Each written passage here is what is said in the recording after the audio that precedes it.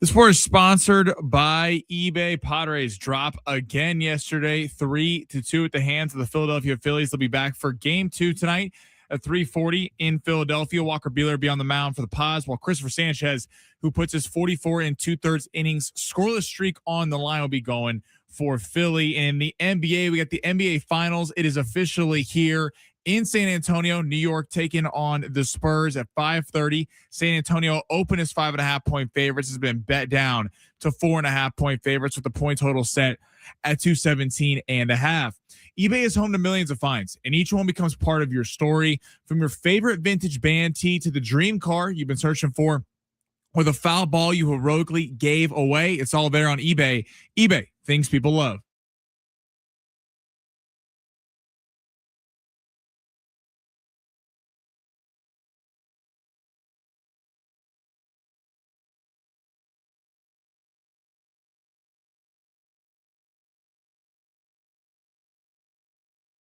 Yeah, let's get it going on a Wednesday. What's happening, everybody? Ben Fletcher, Sammy Long with you till 2 o'clock. Sammy will keep it rolling after that from 2 to 3, going along with Sammy.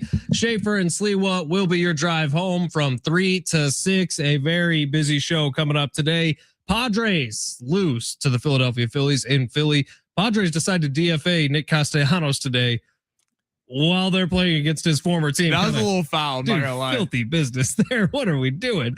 I mean, I get it. He's in like 190, but come on, in Philly, that's where he played the majority of his career. That's kind of crazy. That's like almost as bad as when the Clippers cut Chris Paul on the road. That's hey, you know what, Ben, Sammy, we're gonna send you guys up to Merced for a live broadcast. You're gonna do the show there, and then while we're there, hey, Ben, you know what?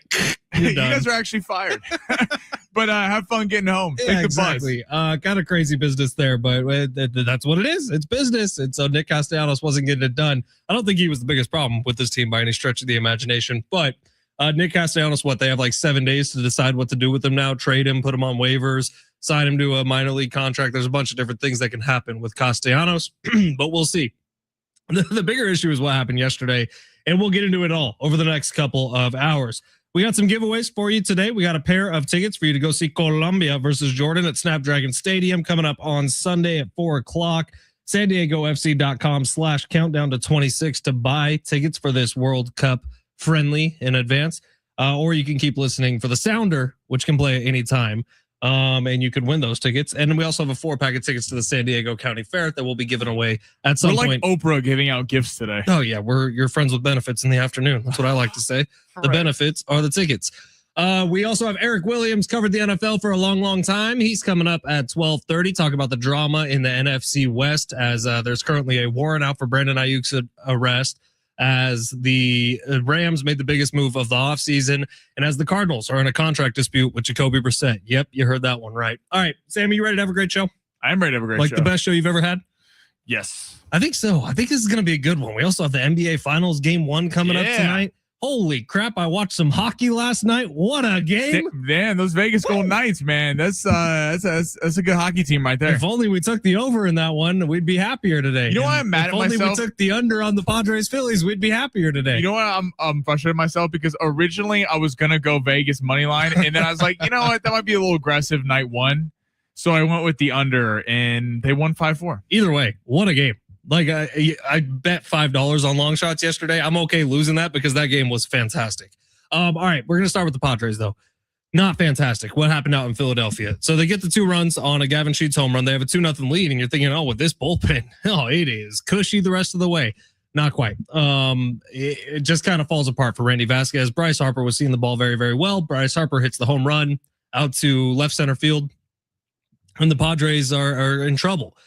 And then they go to the bullpen. Now, Randy Vasquez hadn't thrown that many pitches, but with the top of the order coming up, they bring in Estrada. Estrada immediately gives up another run.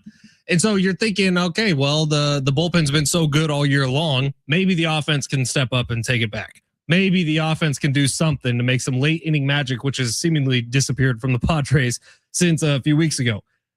The offense does not come through, and it gets pretty ugly after that. I don't know if you saw the final at bat of the game yesterday, but Jace Bowen, who just gets called up, gets the same 3 pitches in a row thrown to him by Duran, the excellent closer for the Phillies. He whiffs on all of them by about 1.5 feet, which is rough for a guy in his literal debut to be put in that situation. And I see people talking about that at bat today, and I'm like, how about the 10 at bats before that? Right. No. Well, the Padres did nothing. I saw that on social media too, like a Jace Bowen bashing fest. No. First off, are we being so for real right now? A guy in his debut? I mean, he's 25 years old. In his debut, he gets a hit, by the way. Everyone forgets about that. He got a hit. Is in Philly, one of the toughest places to play, against one of the best closers in the game in Johan Duran for the Philadelphia Phillies. And I'm seeing people on Twitter and stuff like that blaming Jace Bowen like somehow this is the reason. No. The reason the Padres lost is the bats are pathetic. And Fernando Tatis Jr. ran into an unnecessary out. Now, he had 3 hits on the night, so I got to give him some credit. But, right, that was you undid everything running into the unnecessary. Right. Like, it was outrageous. It was a terrible play. Machado, once again, 0 for 4. He's tough to watch. This Padres team is hard to watch because you look at him, again, Randy Vasquez on the road. The performance that he gave, you would take that. If you would have asked Craig Stammen and the pitching staff and the coaches beforehand, would you take what Randy Vasquez gave you yesterday? They would unequivocally say yes. And I think what's hard with this team is that with this bullpen and with the starting rotation not being unbelievable, but considering the injuries, they deserve a lot of credit for how they've held in this, this stretches over the last couple months with no Musgrove and no Nick Pivetta. You're not asking for much from the offense. I mean, you're not asking for a lot. Like 4 or 5 runs with the Padres are typically going to get you W's. I don't know if like the Padres thinking the fact that it was even a game against one of the best 1 through 9 orders in the entire base in all of baseball in the Philadelphia Phillies. If you think you're going to go on the road in Philadelphia and score 2 runs and think you're going to win, it's actually impressive the game was even close. Like it's hard to watch this team right now with how bad the at-bats are. They look so lost at the plate. And it is once again, the pitching staff comes through and the bats are nowhere to be found. It's been pretty putrid, man. They've lost 7 of 8 of their last 8 so far. They were 0 for 7 again yesterday with runners in scoring position. I mean, I guess Xander Bogaerts hit the crap out of a baseball down the left field line and it was fouled by a couple feet. If you want to give some cheers and applause for that, I get it. But it's been rough to watch this offense perform, especially against a guy like Aaron Nola, who now this is back-to-back games you've played against him. He's been bad all year long. And but it's not the same Aaron Nola that we've grown accustomed to seeing over the years. Right. And against the Padres, he freaking dominates, man. And I guess he has a lot of movement. Maybe he goes on a tear where he looks fantastic for the next few weeks, but it just hasn't been that this year for Aaron Nola. And then against the Padres, he's been terrific. And today, I mean, you talk about, it feels like a pivotal game. You talk about having some pride. Don't worry, Sammy. They got rid of Nick Castellanos. He was the problem. Right, he was the problem. He was the problem. Today, you're facing the guy, Christopher Sanchez, who went 44 2/3 scoreless innings. He's running down Oral Hershiser's scoreless innings record of all time. Now, he did 7 scoreless innings against you last week in your home ballpark. You're coming off a 1-7 stretch in the last 8 games. If you don't have some pride that you're not going to let this guy just shove against you once again and be a team that, what would it be? 14 scoreless innings, whatever it would be against you if he was able to go that far in the game. This feels like a big game today, not only for standings, not only for some pride, for getting back on track, but it's hard to have a lot of faith in the Padres right now because they look so lost. What are you doing? Over under today on Padres runs. Let's set it at 2.5. I mean, I'd like to say over, but how could you? Like they can't. Not in good faith. They can't hit. They cannot string together good at bats. And the Padres team that we used to know that would like lean on you in an inning and really press you, that is just so far away from where it seemed like it's been the last couple of years. Right? Can I bright side something real quick? Do a little Padres positive real quick, just for one specific human being. Mm-hmm. Fernando Tatis Jr. is hitting the crap out of the ball and it's in the air. That double he hit in the first inning yesterday. I actually do see signs for Fernando Tatis Jr. getting 3 hits yesterday. Yeah. Yeah. It's like, I'm starting to see signs. The base running yesterday. Look, Craig Stammen after the game was like, look, we've seen Fernando do enough special things like that to where I'm not going to kill him for this one, but it looked bad. And it looked awful. He was trying to go first to third on an infield potential single by Miguel Andujar and it didn't work out. I get it that you're not going to kill Fernando for that because of the special things that he has done in the past, but his bat does look like it's coming to life, and hopefully that's the case. All right, let's get to the big 3 of our number 1. Keep listening for those fair tickets. Keep listening for the soccer tickets for Colombia and Jordan. We'll give those away pretty soon. And Eric Williams coming up in 20 minutes. Sammy, go ahead, smash. Your lunch break is here. Ready to go back to the office and knock the socks off your friends? I mean, coworkers? It's time for the top stories of the day. The Big Three. Our buddy Rich on YouTube saying both the Phillies and the Padres are the lowest scoring teams in the National League right now. Yeah, I watched the game recap this morning to try to catch up because I had dual TVs going last night with Love Island, obviously. So just kind of recapping everything that happened. And they have the Phillies broadcast as part of the game recap. And the Phillies broadcasters, when Bryce Harper hit that home run, we're like, finally, the dam has been broken. And I'm like, okay, Kyle Schwarber has like 25 home runs already this year. You want to talk about a home run drought? Look at the Padres and what they've done. Sammy, where are we going? All right, game one, NBA Finals tonight. Knicks on the road taking on the Spurs. Spurs 4.5-point favorites. Who is it more crucial to get game one? Who has more pressure tonight, the Spurs or the Knicks? I'd say there's a lot of pressure on the Knicks to get either game one or game two. They need to take one on the road. That's always the old series. The series doesn't be, or the old cliche, the series doesn't begin until someone wins a road game. And that's especially true in this. Like, don't get it twisted. I get it. The Knicks are very, very fun. They're easy to root for. You got Timothy Chalamet in the crowd. Like, it's an easy team to root for. The Spurs are more talented and they have a better roster. The Spurs should win this series. If there's a team of destiny aspect, it's that the Knicks have all this belief behind them and they have Jalen Brunson, who may be the best player in this series. That being said, tonight the pressure is squarely on the San Antonio Spurs because they need to get out there and show that they're the better team, they're the better roster. But the Knicks need to take one of these first two if we want it to be a great series. I hear that, but I'm going to leave with the Knicks because I think the Spurs are a little vulnerable, at least in game one right now. You're talking about an emotional win game 7 on Saturday. A lot of people have labeled that was really the NBA Finals and the Thunder and the Spurs and who was going to win that was just going to roll over the Eastern Conference.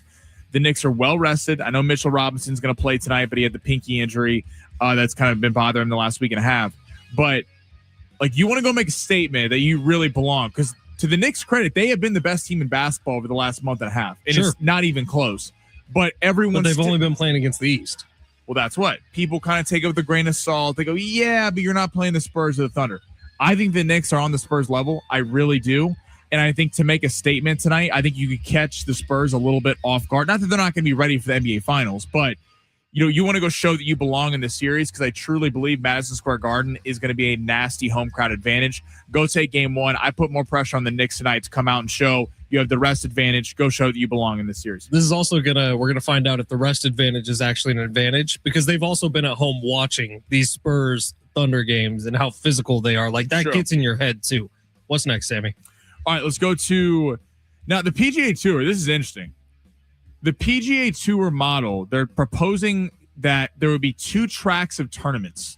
So there basically be 2 sets of tournaments that are being played throughout the PGA Tour season, but it's kind of like a Premier League soccer where it's promotion and relegation. So if you're consistently in the top 10 or whatever it would be in the lower track, you would be promoted to the top tier of the PGA Tour. What is your reaction to this proposal? Do we like this from the PGA Tour? So I saw this come out this morning and I was trying to do some digging on what it actually is going to look like. And there's not a ton of information about it. I guess what I'm looking for is this so different than what is currently in place with the Korn Ferry Tour? Because it sounds like they're still going to take the top 10 from the DP World Tour every single year, which is already in place. And then they're also going to have whatever the secondary tour is, but they're still looking at having around 100 people in most tournaments throughout the PGA Tour season. So if that's the case, look, like who's available for the top tour, who's available for the bottom tour, sounds like it's not that different from what's going on right now. I also saw Jack Nicklaus come out and say they got a long way to go before this gets into any place. It almost feels like the PGA Tour rushed to get this out there, like they needed something to talk about. And they want some pressure put on from fans. Right. And I don't know if there's another storyline in the background. Like I always think about that kind of stuff that they're trying to get out in front of with this thing. So, hey, look over here because this is about to come out over here. That's what it feels like to me. I could be totally wrong, but it feels like this is a half-baked proposal that they're trying to get out in the public eye right away. That makes a lot of sense. I like it, like in theory. I'm not in tune to all the rules of because the Korn Ferry Tour basically is before the PGA Tour, but the Korn Ferry Tour has historically been that it's for college kids and guys trying to break into the PGA Tour. So this might give your guys that have struggled over the years, maybe who are one-time elite PGA Tour guys trying to get back up to that level.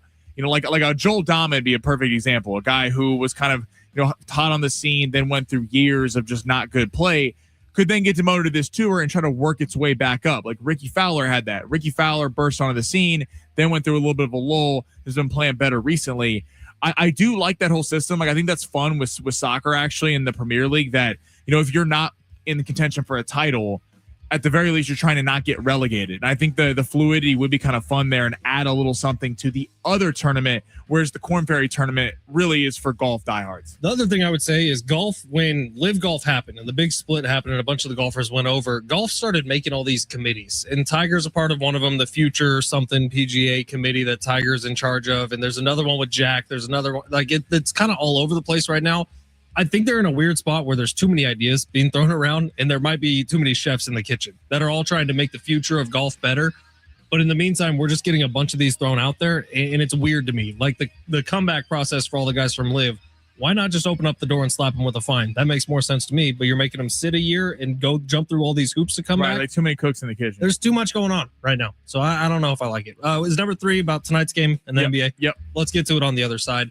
NBA Finals, Game 1 is coming from San Antonio a little bit later on. If you haven't seen ticket prices and the difference between San Antonio and New York, I'll fill you in on them on the other side. Plus, Sammy is very, very convinced that this game is one-sided tonight. Let's argue about it. Coming up next, San Diego Sports 760 live on the iHeartRadio app.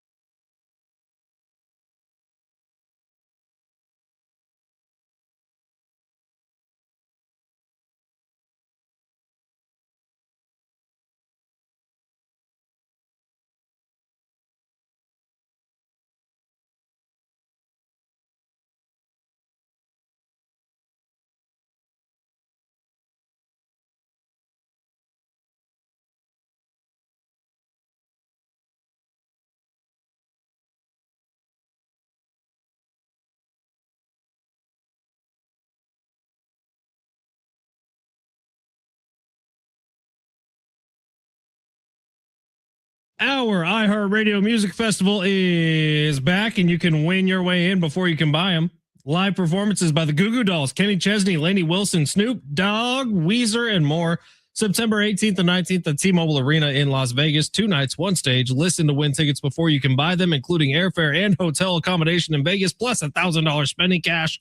Your next chance to text in and win will happen just after 1 o'clock, and our exclusive Capital One cardholder pre-sale will begin on Wednesday, June 10th at 10 a.m.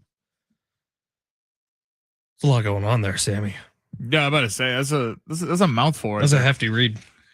iHeartRadio Music Festival. It is badass how they do it. They like have one performance going on a stage inside the arena, and then they have the second performance getting ready behind, and then they turn the stage all the way around and have the next people go. So it's like iHeart getting it done. Text line's chirping me. 619. Who's been worse, Manny Machado or Sammy's long shots? Very foul. I mean, Manny has been worse statistically, if you want to get into it. I hit 2 for 3. I hit 66%ers all the time. Not last night. Flavio Caboli. 1 for 3. If I just bet tennis, do you know how much money everyone would make? Oh, we would be rich. I don't know why we don't just do that. We should just be betting tennis all the time. It's like the one thing you're good at. You're like Matt Damon in why am I blanking on the movie? The one with Robin Williams? No, the one with Robin Williams. Oh, Good Will Hunting? Good Will Hunting. You're Good Will Hunting. Well, hell yeah, I'll be Good Will Hunting. But 619, it's a fair point. It's more Manny Machado's fault because I bet the over in the game. Right. So if Manny Machado would have hit the ball like he's supposed to, they might have actually cashed the over in the game. Steven on YouTube saying poor Nick Castellanos didn't play yesterday, and so he won't be appearing in any of these games in Philadelphia. He probably would have gotten a nice ovation and got some big hits and big moments, more than a lot of his ex-teammates. Quote, that's rude, which is Nick Castellanos' famous quote to our buddy, Derek Togerson. Look, it is kind of crazy. Hey, it was short, but it ran hot, dude. Nick Castellanos with the Padres. Kind of crazy, man. They DFA him, which, look, if you don't like, so the team has 4 options basically over the next 7 days. They could trade him, which is probably not going to happen. They can release him, just cut ties completely, and it's a min contract, so who really cares? They can put him back on a minor league team, which at this point in his career, Nick Castellanos probably wouldn't do, or they can put him on waivers, which everybody would have a chance to claim him. So those are your 4 options when you're DFA'd, and that's the limbo Nick Castellanos will be in for the next 7 days. And we'll see what happens. I feel like he still has pop in his bat. Like he has. I'm kind of surprised by that. Like a little bit. I mean, Nick Castellanos' problem has always been he's not very good in the field. He's also not going to hit for average. He's not going to hit for average. So unless he's hitting 20, 25 bombs, which he's not on pace to do. Well, he had 4 with limited playing time. Tatis has 1 with all the playing time. It's a good point. I mean, in the 9th inning, he had that 1 bomb, kind of the pinnacle. He had a huge moment for the Padres this year. So yeah, it's doing it in Philly is crazy work. I'm telling you, it's like Chris Paul. It's like Chris Paul when they cut him on the road. It's like you're gonna do him dirty like that. That's so foul. All right, we got our buddy Eric Williams joining us next. Talk some NFL. We'll get back to the Padres. We got plenty of time in hour 2 to do so. I do want to talk about this NBA Finals game because Sammy is convinced, man, from the second he walked in today, not just that the Knicks are going to win game 1, but the Knicks are going to win the series. Well, hold on. Are we supposed to be spoiling long shots? Well, it's okay. Let's talk about it. Game 1's tonight. If you're picking a winner, go ahead and pick a winner. Like long shots is 3 different things. Yeah, well, long shots. Stay tuned for my official pick later on at 12:45. But it's going to be the Knicks money line. But I really feel like the Spurs rightfully are the favorites. They rightfully are. They had the tougher road to get there. But this Knicks team, they have the makings of someone who could give Wemby problems in that the Thunder tried to put Alex Caruso, Cason Wallace. They tried to put a couple smaller players on Wemby. And to Wemby's credit, he was not bothered by that whatsoever. This series, though, is going to be won and lost of whether Karl-Anthony Towns can guard him and at least give Wemby something back offensively to where he has to worry defensively and get him in foul trouble. Wemby will get gassed, by the way. We saw it pop up in the Thunder series a couple different times. Nobody talks about that, but Wemby at the end of the 3rd quarter in game 6 was gassed. And he's playing about 13 more minutes per game than he did during the regular season because they need him because they don't have a lot of front court depth. Like Luke Cornett is fine, but he's not anything special. I really, truly think this series is going to come down to Karl-Anthony Towns has been susceptible to giving up fouls a lot. If Wemby can get him in foul trouble, I think the Knicks will be in trouble.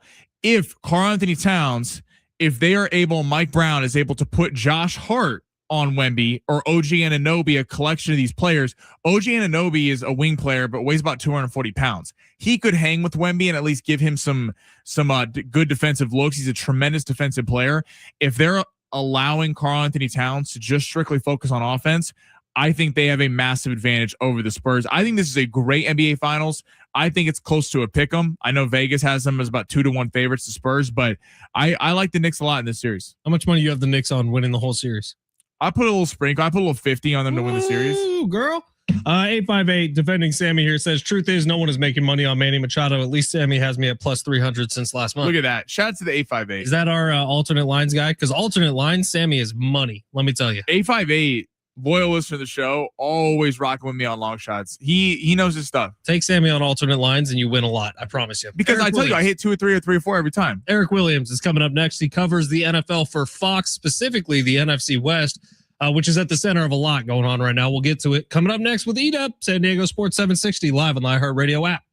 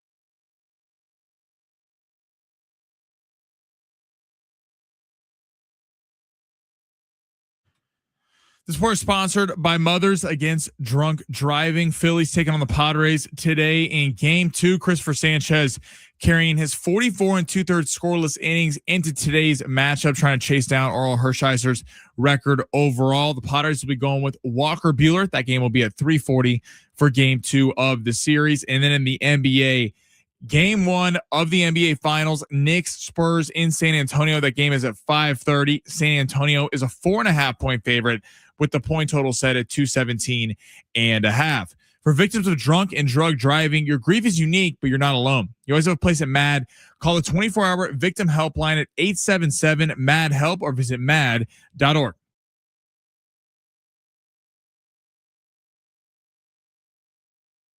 San Diego Sports 760, Ben Fletcher, Sammy Long with you till 2 o'clock. Joining us right now is a buddy, Eric Williams, long time.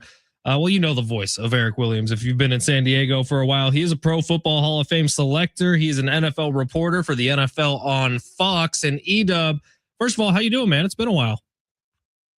I'm doing good, man. Thanks for having me, guys. I appreciate it. Love having you on. Edub NFL 22 on social media. You can find him there. But you are a Hall of Fame selector, and Sammy and I've been battling this around because at one point in his career, I think a lot of people thought Russell Wilson may be on a Hall of Fame track. Now, he may have played himself out of that, but with the recent news of him moving over to CBS, how does the Hall of Fame committee or you yourself look at a career like Russell Wilson? I don't know how the committee's going to look at it, but as a person that's been in the room for the last decade, I think it's going to be an uphill climb for Russ because of the way that he's finished. He really hasn't played well since he left Seattle. A lot of people view Seattle's success more about the defense than Russell, even though I don't agree with that viewpoint. But the last 4 years, it hasn't been great. And then I think you have to look at the struggles that Eli Manning is having right now. Eli has a 500 record. He has yet to make it to the final five. And so I think it's possible that Russ can get in there to the final 15, but I do think it's probably going to take some time for him to kind of move into that position. What's the latest thought process on Phillip Rivers, Edub? It's always a conversation here in San Diego, but just out of curiosity. Similar. I think it's going to be an uphill climb for Phillip to kind of get into the room, into that final 15. And then once he's there, work his way up to be in the final five candidates considered. I think it does help that Phillip reset the clock, came back and played. Actually played well when he came back, and hadn't played for 5 years. So, a lot of people I talked to were impressed with how he was able to come back on short notice and at least give the Colts a chance. So the fact that I think he's now 2031 will be the first chance that he's eligible, and he kind of gets some distance between himself and people like Matt Ryan and Tom Brady. I think that helps him. But I just think it's going to be really important that when Phillip is up, that we make sure to tell his story as good as we can tell it, amplify the things that he has been successful at, and then see what the voters think. So I'm curious, you mentioned it there that he reset the clock with the Colts, but do you think Phillip Rivers' Hall of Fame career case gets hurt because of Roethlisberger and Eli being in his draft class? Like, do you think he gets the short end of the stick because he never won a championship, or like, what are your thoughts on that? What you just said. If you're going to tell Phillip's story, what is his signature moment? Like what do you amplify in terms of him as a player? Obviously, it's his toughness. It's his ability to play consecutive games. But in terms of, signature wins in the postseason, I think his resume falls a little bit short, and you compare it to Eli and Roethlisberger. And so you're going to have to amplify other aspects of his resume when you're telling a story to be able to make it comparable to the other people that you're comparing him to. And then I think the other thing is, was Phillip ever the best, 2 or 3 quarterbacks amongst his peers when he was playing? So is he part of an all-decade team? Is he how many all-pros does he have? How many Pro Bowls does he have? I think those things matter as well. Eric Williams joining us today, reporter with the NFL on Fox. Eric, you look at what's been going down the last week in the NFL. June 1st felt like one of the craziest NFL days we've had in a long time. And it was headlined by Myles Garrett making his way over to the Los Angeles Rams. Did you see this one coming at all? Was anyone seeing this one coming? No, I was shocked when I heard it was the Rams that were making the move.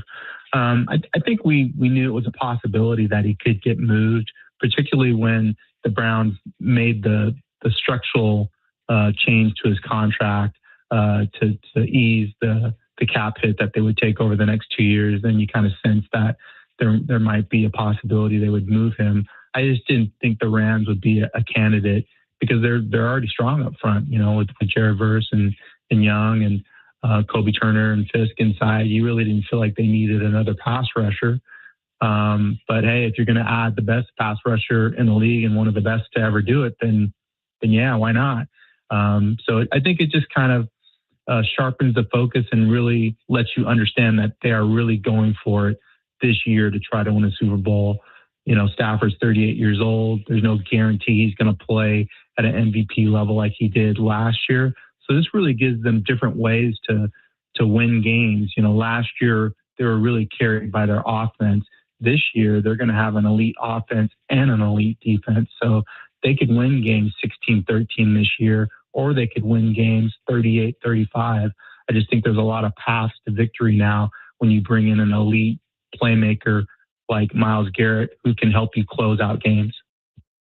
We've heard the rumors since then with Aaron Donald, him possibly thinking about coming out of retirement.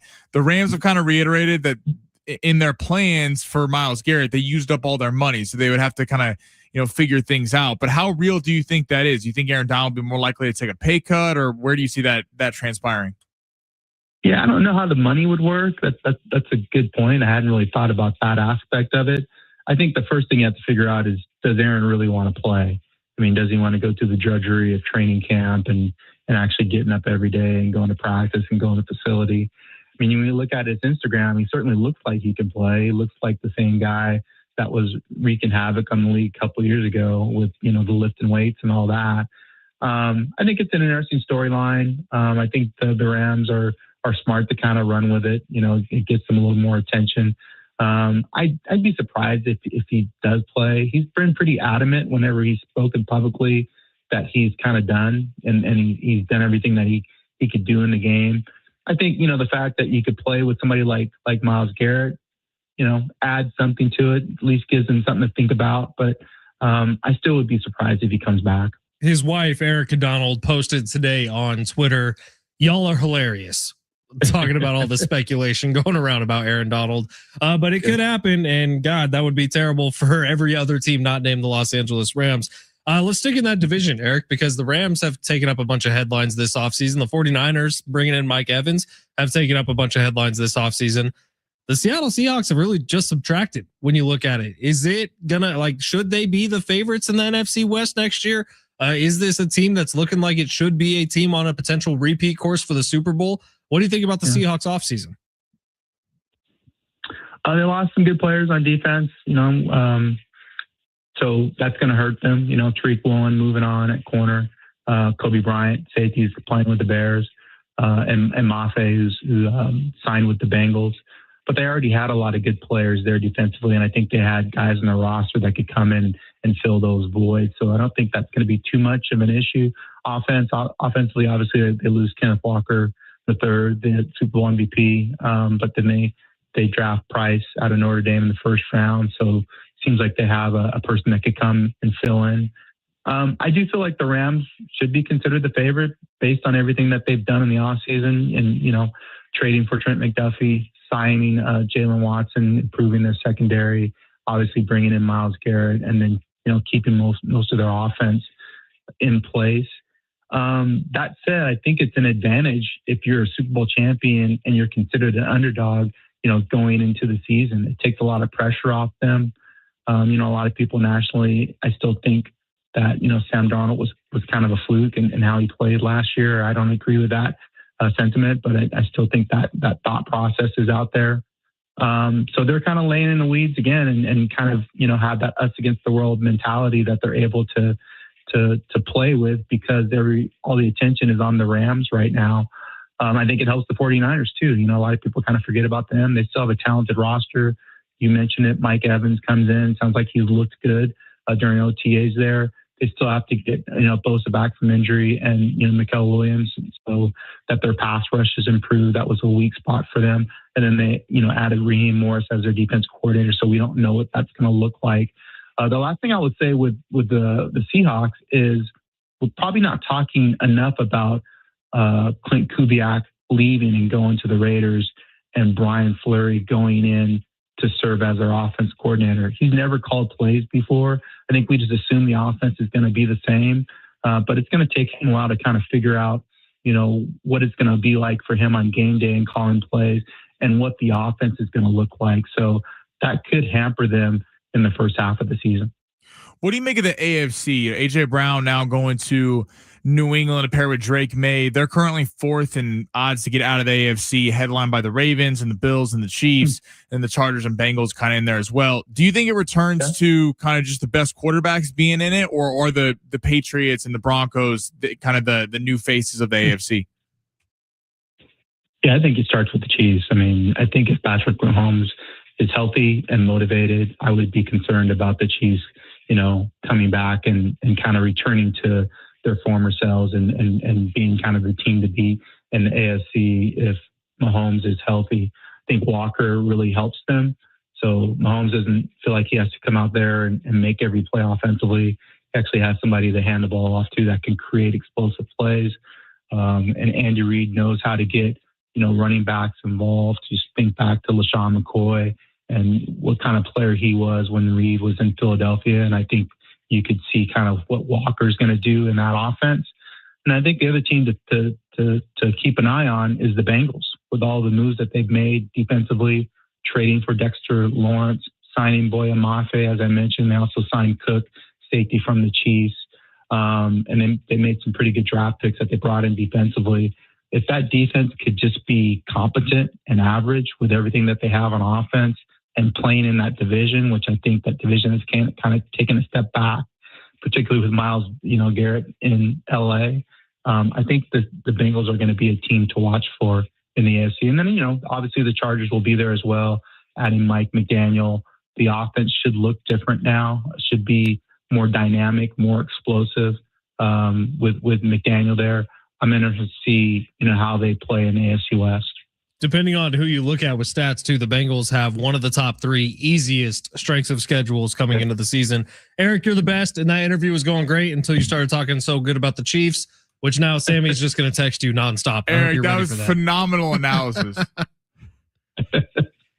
Awesome. Hey, thanks for having me, guys. Yeah, we love doing it. Edub NFL 22 on X. You can find him there. He's a reporter for the NFL on Fox. Love chatting with Eric Williams. All right, it's San Diego Sports 760. We got long shots coming up on the other side. Text line is pretty mixed on Sammy's long shots lately. Some say he's been losing them a bunch of money. Some say they're winning a bunch of money. Everyone's long shots are a little bit different on any given day. I don't know how they've been losing a bunch of money. I mean, have they not been losing a bunch of money on long shots? Have they not been listening to what I've been saying? Big time long shots coming up next. It's NBA Finals Game 1. We got awesome tennis going on right now. Maybe a baseball pick sneaks in there too. We'll also have a 4-pack of tickets for you to go to the San Diego County Fair. Coming up next, it's San Diego Sports 760. You're listening live on the iHeartRadio app.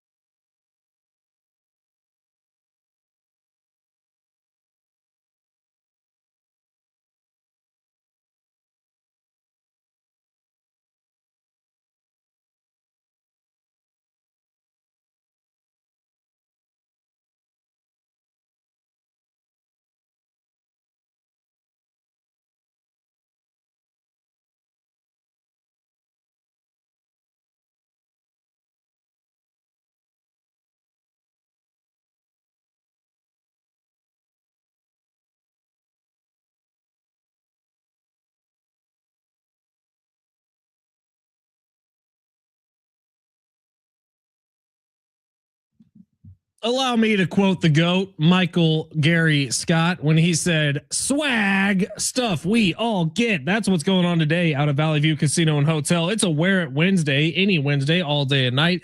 Qualified Players Club members can pick up a free Valley View Casino t-shirt during Wear It Wednesdays. If you're not a Players Club member yet, signing up is always quick, easy, and free. And today, when you join the Players Club, you're going to get over $200 in free offers. You're also going to get the Wear It Wednesday t-shirt at Valley View Casino and Hotel. And that $200 in free offers are free offers you can enjoy instantly at Valley View Casino and Hotel, including $10 of more play, which is free slot play, $10 of match play, free table game play, $20 to the Black and Blue Steakhouse, $10 to Patties and Pints, home of the Austin Burger, which I tell you about all the time, $10 to the cafe, $10 to Sticks or Snacks, $10 to Sweets, $10 to the Corner Market, and that free Wear It Wednesday t-shirt. And you're going to get 2 free Maine Lobster buffets when you upgrade from red card to blue card status.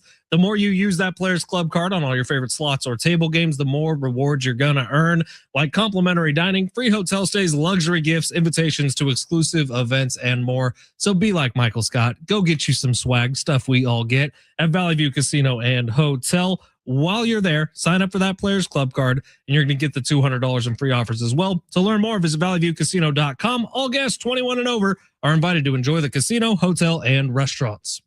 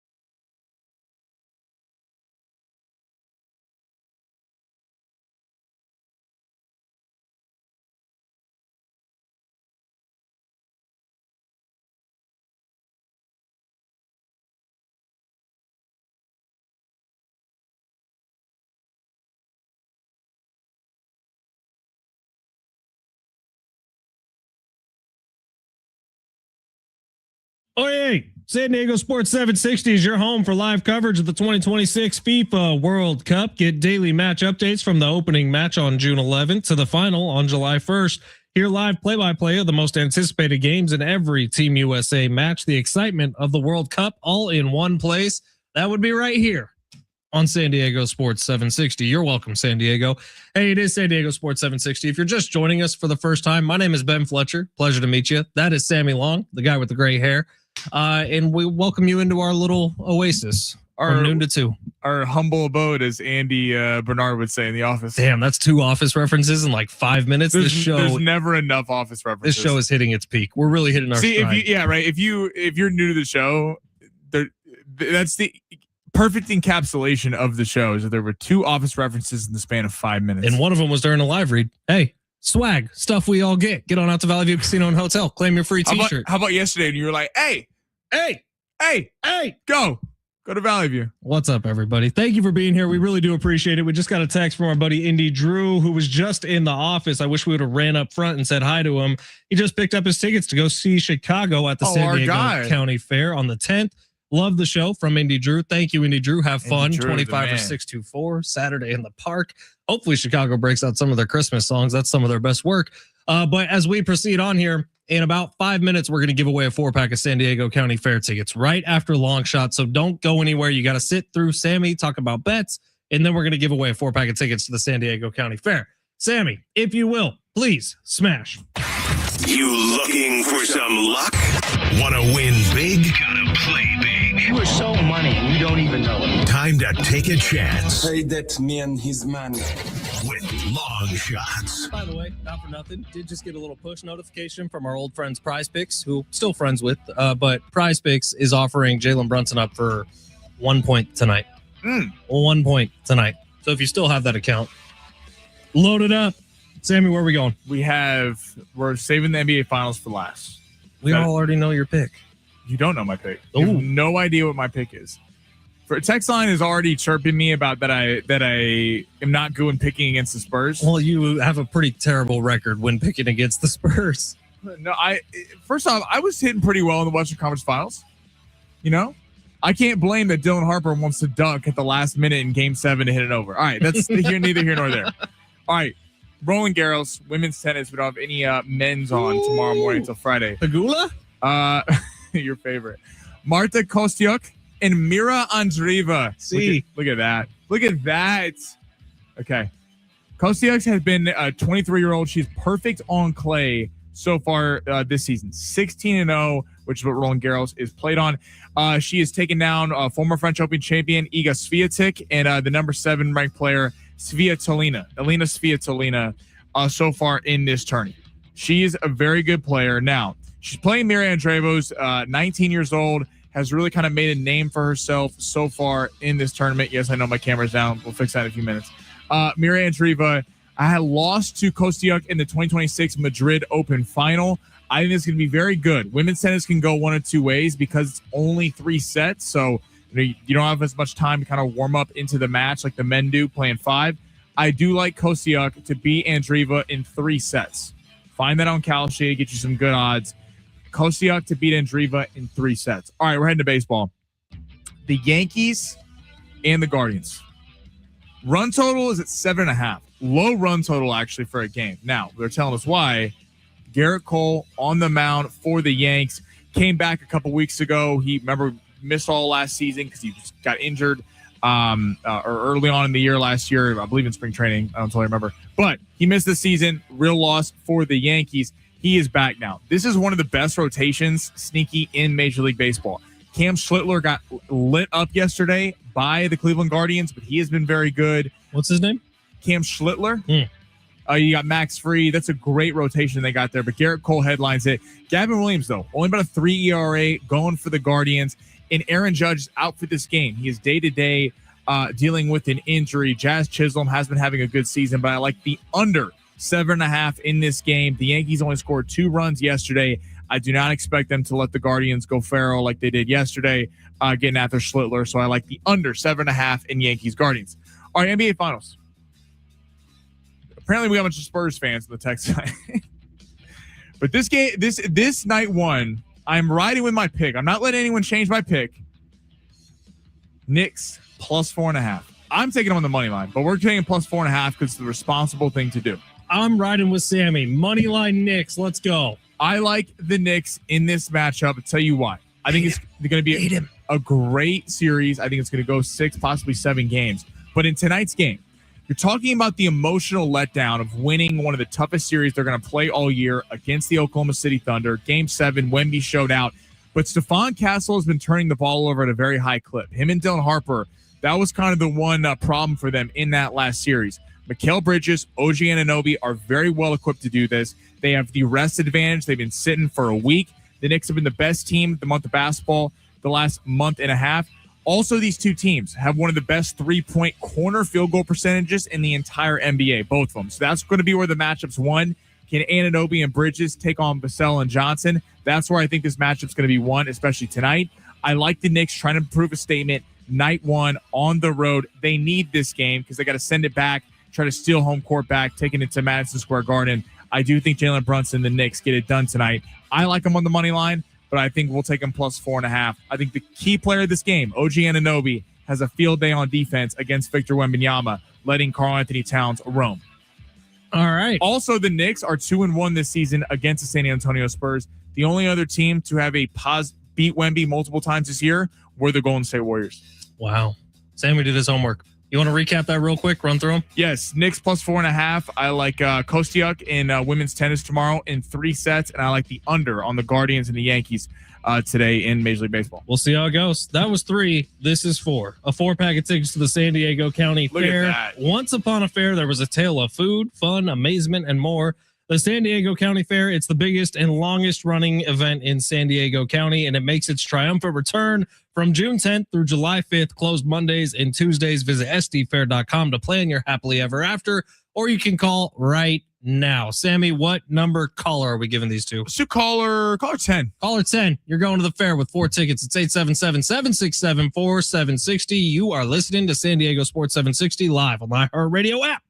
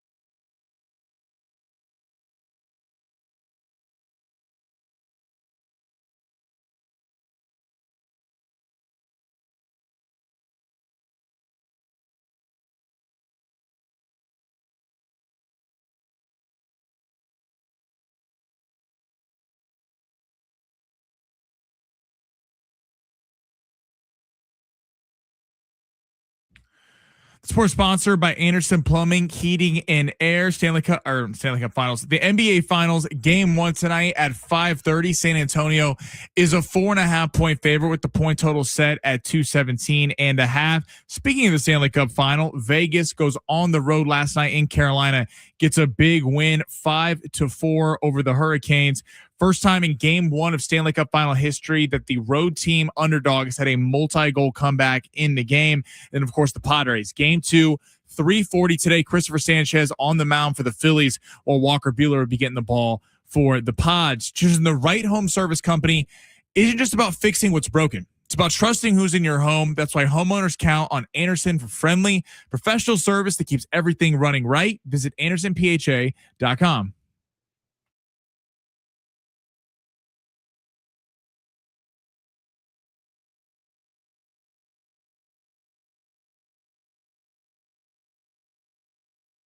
San Diego Sports 760. It's hour number 2. Ben Fletcher, Sammy Long with you till 2 o'clock. Sammy will take over them for another hour, going along with Sammy. You got any guests coming up today, Sammy Long? I got Matt Devine jumping on. Oh, Matty D from the DSG, as in the Divine Sports Gospel. Yes, we got to talk about these pods coming up at 2:30. Might not be wise to have him on today. I feel like Matty's in a tough spot these days. What? Because he's angry with the team? Yeah, because they've lost 7 out of 8 games. That's why I'm having him on, because he speaks his mind. His entire life is the San Diego Padres, and they've lost 7 of 8. Sammy, this is dangerous. You're putting a microphone in front of him today. This is gonna be maybe a few dump buttons involved. Must listen radio. Yeah, Sam, or he's gonna drop a couple F-bombs probably. On YouTube today, we got some comments coming in. Our buddy Rich saying Sammy has been hating on the Spurs all year. Not surprised he's on the Knicks. Why Not do you hating? I don't hate the Spurs. It seems like you hate Victor Wembanyama and the San Antonio Spurs. I was 100% rooting for the Spurs against the Thunder. By the way, I picked the Spurs money line multiple times last week. Did Stephon Castle do something to you, Sammy? Are you okay? You actually did something to San Diego State as a whole, so you should remember that. But no, I like the Spurs. I have zero issue with the Spurs.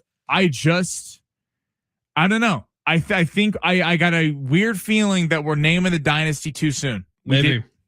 We did Sir Will on YouTube saying, wow, I just saw the Padres DFA'd Castellanos. It wasn't working out. We talked about it in hour 1. It makes sense that they DFA'd him. He was hitting like 170 something. He had 4 homers on the year, wasn't getting a ton of playing time. And honestly, Nick Castellanos may have been the one to ask for the DFA. That happens sometimes.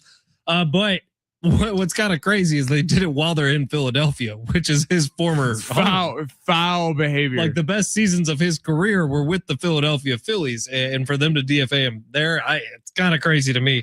Steven says if Sanchez no hits the Padres tonight, don't blame Castellanos. He was 1 for 3 versus him last week. This DFA move and recall of Taylor indicates 2 things. We're going to ride with Bowen, and they figure out Song is inept. I think that's what he's trying to say. The Christopher Sanchez on the mound today for the Phillies. Well, you talk about having some pride. Like, this is great. Like, if you're responsible for 14 innings of his scoreless inning streak, I mean, how many more innings does he need to get to Hershiser's record? I will look that up, because I want to say it was 55, something like that. We'll look that up. But I mean, you talk about having some pride right now. Of this guy came into Petco Park last week, put on a master class through 7 innings.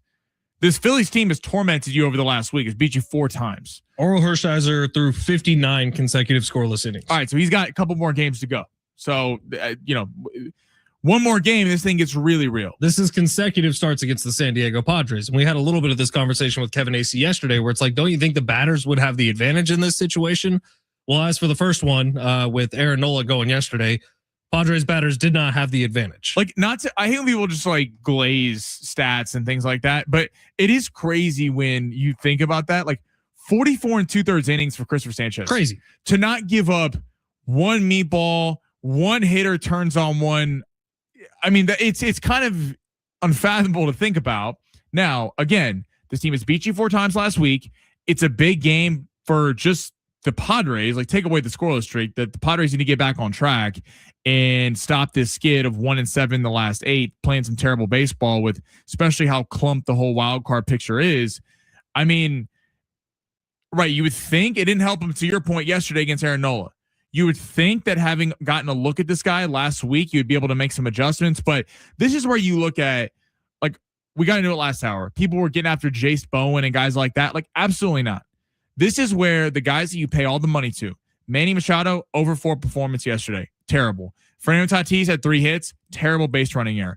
Jackson Merrill, Bogarts. These are the 4 guys you're looking at tonight. Like, they need to have like almost a conversation or something before the game. Like, this cannot happen. We cannot let this guy just mow down our lineup because, I mean, Walker Buehler, even last week, kept him in position to win. It's just, the dam broke because Sanchez was so good and the bats were so bad. So big game for the Padres tonight.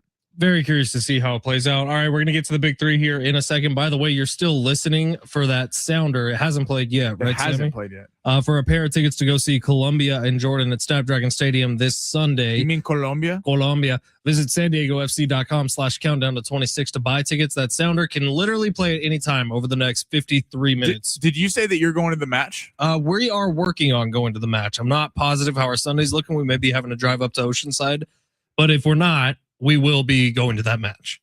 Looking forward to it. Who are you rooting for? Colombia. Baby. Come on. Definitely. Is that even a question? Text line 619 says, Fletch, after you have about 10 pounds of deep fried Oreos mixed with deep fried butter at the fair, you can become a spokesperson again for SDFatLoss.com, which you will drop after a couple months after all football season. Starting then, lots and lots of munchies to devour. 619. Why? 619 came after Fletch's appearance yesterday. I've been on a diet for about 3 days right now. I'm feeling thin. Just going to throw that out there. Feeling good. We won't save this for air, but I really want to talk to you about your diet plan that's not sustainable. It's working fine. 858, Sammy's just not a believer in the Spurs. 484, Padres lead the league in phantom injuries. Good one. Cronenworth, Laureano, Marquez, Waldron. Don't ask Kevin Acey that. Ramon Laureano's dealing with a hip injury. Kevin Acey's told us yesterday Jake Cronenworth is still dealing with the concussion. Yeah, this is a month-long concussion protocol. Jake Cronenworth. I'm sorry. There are dudes in the NFL who get cracked in the head and are playing the next Sunday. Look, it is true. Every concussion is different, and it's not something to joke about. But a month-long concussion. Well, it's if he wasn't had his batting average that Manny Machado. If he was hitting 275, he would have already been back. If Manny Machado's desperately trying to get down on Jake Cronenworth's level, if he was hitting a little bit better, he'd be back from injury. I promise. Concussions aren't funny to joke about, Sammy. Well, no one's joking about concussions. Let's get to the big 3 of hour number 2. Still got a long ways to go here. Go ahead and smash. Your lunch break is here. Ready to go back to the office and knock the socks off your friends? I mean, coworkers? It's time for the top stories of the day. The big 3. They're only funny to talk about when you're talking about how Rich Ornberger has CTE. Where are we going, Sammy? Even then, not in good taste. It's bad. It's very bad. This will be our last day on radio, everybody. It's been a fun ride. He openly talks about it. No, he blames it for things in his life. Like, well, I have CTE. Okay. Where are we going, Sammy? All right, we're heading to the PGA Tour. A couple big PGA stories today. We talked about the new PGA Tour model that came out earlier today. But so Scotty Scheffler, and this is a direct thing for Ben Fletcher, and I'm going to tell you why in a second. So is scouting the U.S. Open course Shinecock ahead of the U.S. Shinnecock. Oh, what was that? It's spelled, you know what? We're moving on. It's Shinnecock. Shinnecock. Just get through it. Shinnecock, the U.S. Open. Okay, it's a course, ladies and gentlemen. It's not a body part. Shinnecock at the U.S. Open. He is scouting it anyway. Okay, before they're playing the Memorial this weekend, he is going to scout it. Now, Ben Fletcher came on here and crushed Rory McIlroy for scouting the Masters, scouting Augusta a month before he ended up playing Augusta and winning his second in a row. So Ben Fletcher, my question to you is, are you going to rip Scotty Scheffler for scouting this week, or are you going to give Rory McIlroy an apology for how you treated him after he went back-to-back at the Masters? I will never apologize to Rory McIlroy. What I will say is, did you notice Scotty wasn't the only one out on the course on Monday at Shinnecock? Rory was also there, okay? Look, Rory also took off 3 events before the Masters to go out and continue to play at Augusta in getting ready for the Masters tournament. Scotty's playing the Memorial this week, which, by the way, is the 2-time defending champ of. No, there was like 6 golfers who went out and played Shinnecock on Monday, and they all have some quotes out there about it.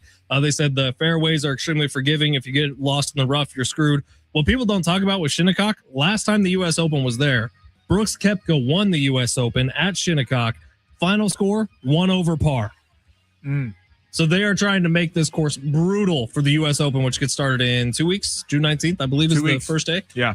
So, yeah, it makes sense that guys are going out there and playing a round ahead of it, not 3 weeks worth of rounds. Listen, Rory. I have zero problem with this. I had zero problem with Rory doing it because at the end of the day, Scotty's also going for a career Grand Slam at the U.S. Open. Yeah. So this is fun. Like in all seriousness, like you talk about for a minute there, for a cup of coffee, it was like Scotty was just going to dominate for years. And it felt like Rory, before he went back-to-back at the Masters, was maybe not quite what he once was.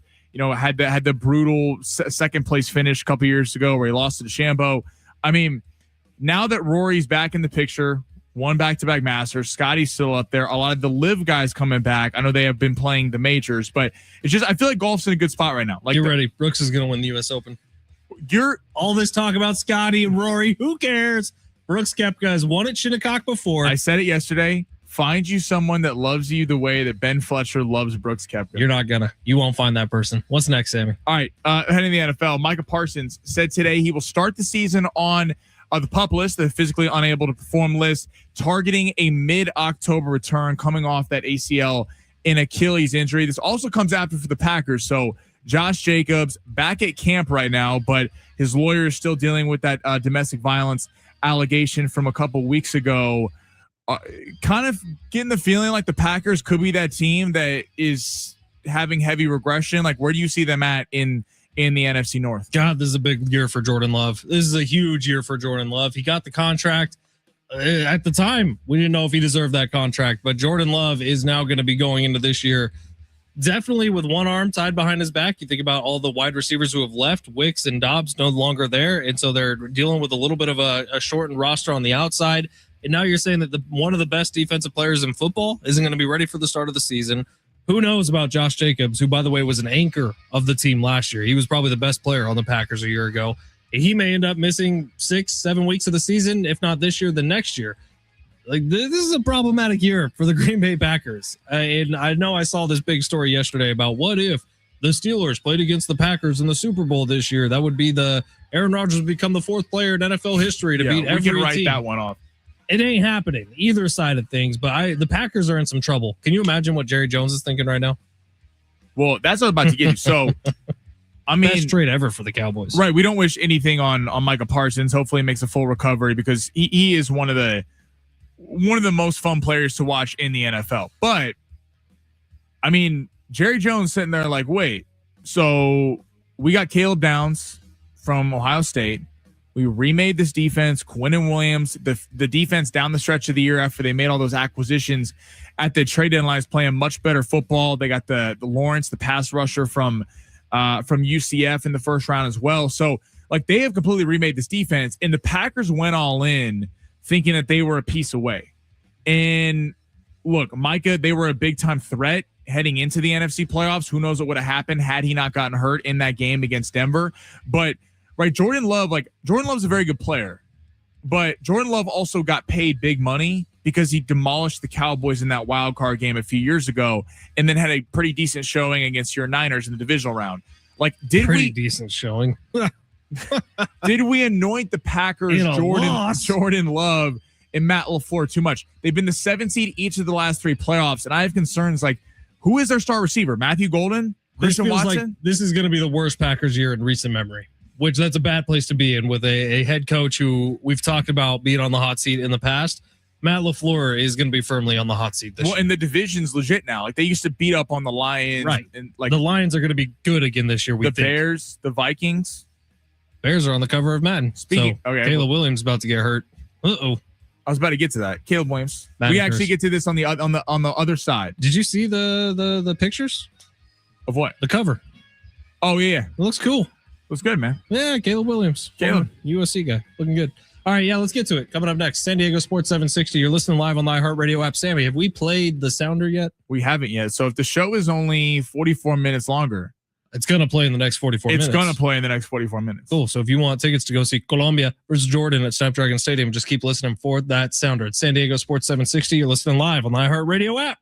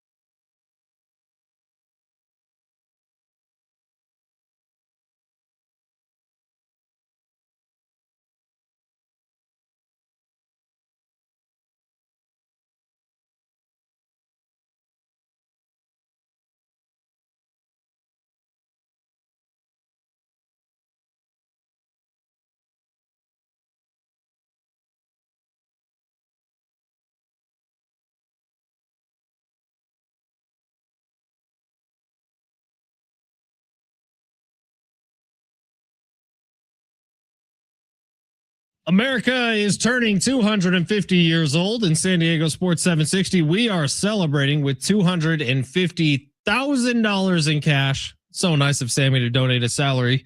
Listen for your chance to win $2,500 so you can take the ultimate American getaway and visit the states, the cities, the landmarks, and the national parks that have made our country amazing. Win your share of $250,000. Just listen for the keyword, then enter it at sportssd.com. Your next chance to win is coming up just after 2 o'clock here on San Diego Sports 760. There's a pretty good show on this station starting at 2 o'clock, runs till 3 o'clock. Oh, my guy. And we will bribe you with $2,500 just to listen to that show. Yeah, so maybe you're like, Sammy kind of annoys me, but hey, you can win money. I listen to it on my drive home every day. It's my guy. Every day. Look at my dude. That's why I'm driving around in the morning when I'm up that early. Big Rich, CD, and Fletch. That's a good show, too. Some say the best show. Yeah, it's a great show. Over on 101.5 KGB from 6 to 10 a.m. Just wackadoodles going crazy in the morning. All right, Caleb Williams is on the cover of Madden 27. CW. I would say probably not earned yet. Can I just throw that out there? I knew that's where you were going to go with this. I thought Caleb Williams, the second half of last year, played some terrific football. And I will be very honest in saying it. Some of the plays he made down the stretch of the season, the play actually that's going to be on one of the alternate covers. I think the main one is him doing the Iceman pose. He's so cold and chilly in Chicago. But the one play where he's like kind of jumping up, rolling to his left, and he jumps up, does the Air Jordan pose, and hits a receiver in the end zone. One of the most magnificent plays of the entire NFL season. Wait, the one with the Rams? Yes. Yeah. One of the most magnificent plays of the season. We can be very honest about that. However, has Caleb Williams earned it? Or are we being for real here? Think about what happened in the NFL Define last year. earned it. Are we not giving an ounce of respect to Sam Darnold? And he's a Seahawk. I hate the Seahawks. Right. Sam Darnold just went to the freaking Super Bowl. I'm with you. I'm with you in that if anyone, it is like Eric Williams we had on earlier was kind of talking about it. Like the year before, Saquon Barkley was on the cover after having one of the best NFL running back seasons we've ever seen. The year before that was Christian McCaffrey, who for a decade and a half now has been a terrific NFL running back. Isn't it funny how, look, I haven't been shy on the show. I root for Caleb Williams. He's a great player. But in that end, to the Sam Darnold angle, it is funny how we take a look at Sam Darnold and Jalen Hurts compared to like Caleb Williams and, I don't know, Josh Allen, Lamar Jackson, whoever it would be. The eye test is funny because like Sam Darnold and Jalen Hurts hit each won Super Bowls. Now, in defense of Josh Allen, Lamar Jackson, everything, even though I've been very critical of Josh Allen not getting it done in the postseason, it is not like the NBA where you're playing both ends. If your defense sucks, there's nothing you can do about that. But it is funny how like Sam Darnold's won a Super Bowl with the Seattle Seahawks. Great story. Everyone thought he was a bust, complete washed up. And then he goes and leads the team to the Super Bowl. And it feels like Sam Darnold doesn't get a lot of credit. And people are kind of like, despite winning a Super Bowl, people are like, yeah, well, we'll see if he can do it without Kubiak. We'll see if he can do it without Kenneth Walker. And that's kind of the narrative. A lot of people don't have much faith in the Seahawks this year. Right. And you made the point earlier. I do think there's some concerns. They lost Walker, Kubiak, Woolen, Boy Mafe. Like they are not the same team. But we are quick to kind of anoint, kind of like in the NBA, where we're quick to anoint the Thunder or the Spurs or the Nuggets or the Celtics. We're quick to anoint the next big thing. I do think Caleb Williams can be that. But in terms of the Bears this year, I think you could see some regression in that they did play a very easy schedule. They kind of lived on the edge, having the crazy comeback against Green Bay, the big time throw against the Rams. I give Caleb Williams a lot of credit for those comebacks, but you do wonder if they overperformed their stature a little bit last year. Well, they forced a bunch of turnovers on defense, well above the NFL average. Best differential in the league. They won a ton of one possession games. We know that's not always the formula the very next year. So Ben Johnson and Caleb Williams look good the second half of the year. You know who has spent the entirety of the offseason breaking down why they looked good the entirety of the second half year? Every team on their schedule. Like things will get figured out a little bit this year. It's Madden. It doesn't matter in the grand scheme of things. And Caleb Williams is a young up and coming star in this league. And he's got bravado. He's got superstar talent. He makes those eye popping throws. Who do you have? So that draft class, Drake May, Bo Nix, Jaden Daniels, and Caleb Williams. We'll throw Penix out of there right now because he hasn't been very good. Like, who would you start your team with? Because probably it's either Caleb or Jaden. Right now it's Caleb. That's where my head would be at too.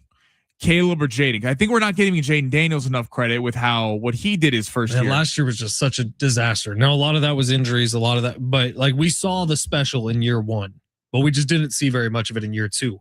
In year two, if we're being honest, Jaden Daniels had more support around him. They went out and got Deebo Samuel and brought him in. This is a big year for Jaden Daniels, huge year for Caleb Williams and Drake May. I feel like they just flew a little too high year one. This may be a disaster. What about Bo Nix?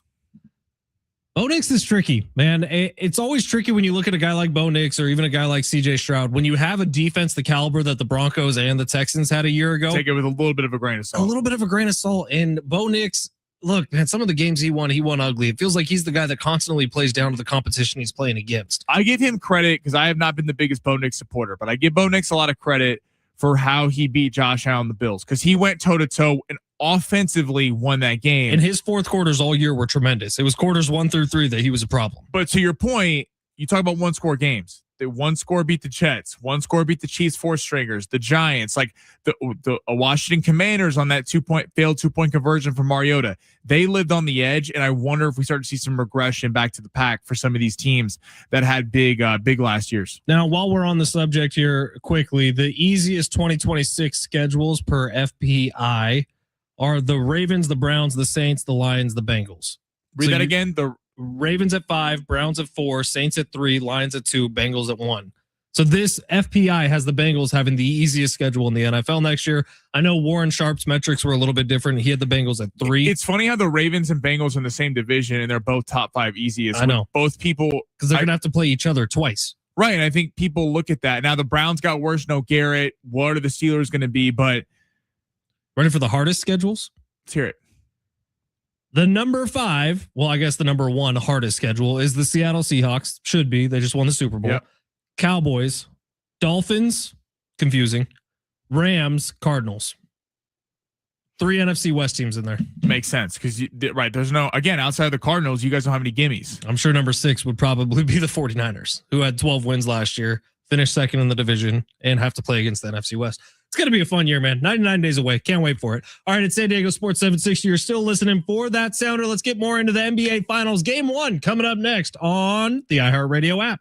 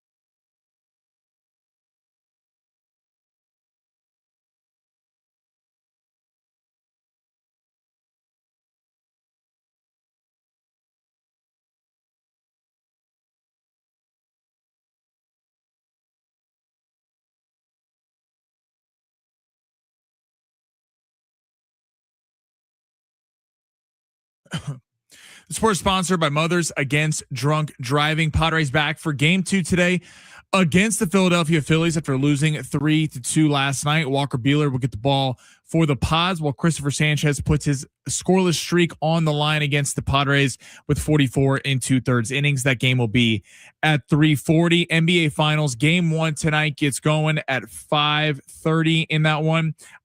Spurs playing host to the Knicks. Spurs are 4.5-point favorites in that game. And Stanley Cup Final Game 1 last night, Vegas goes on the road and gets the win over the Carolina Hurricanes. For victims of drunk and drug driving, your grief is unique, but you're not alone. You always have a place at MAD. Call the 24-hour victim helpline, 877-MAD-HELP, or visit mad.org.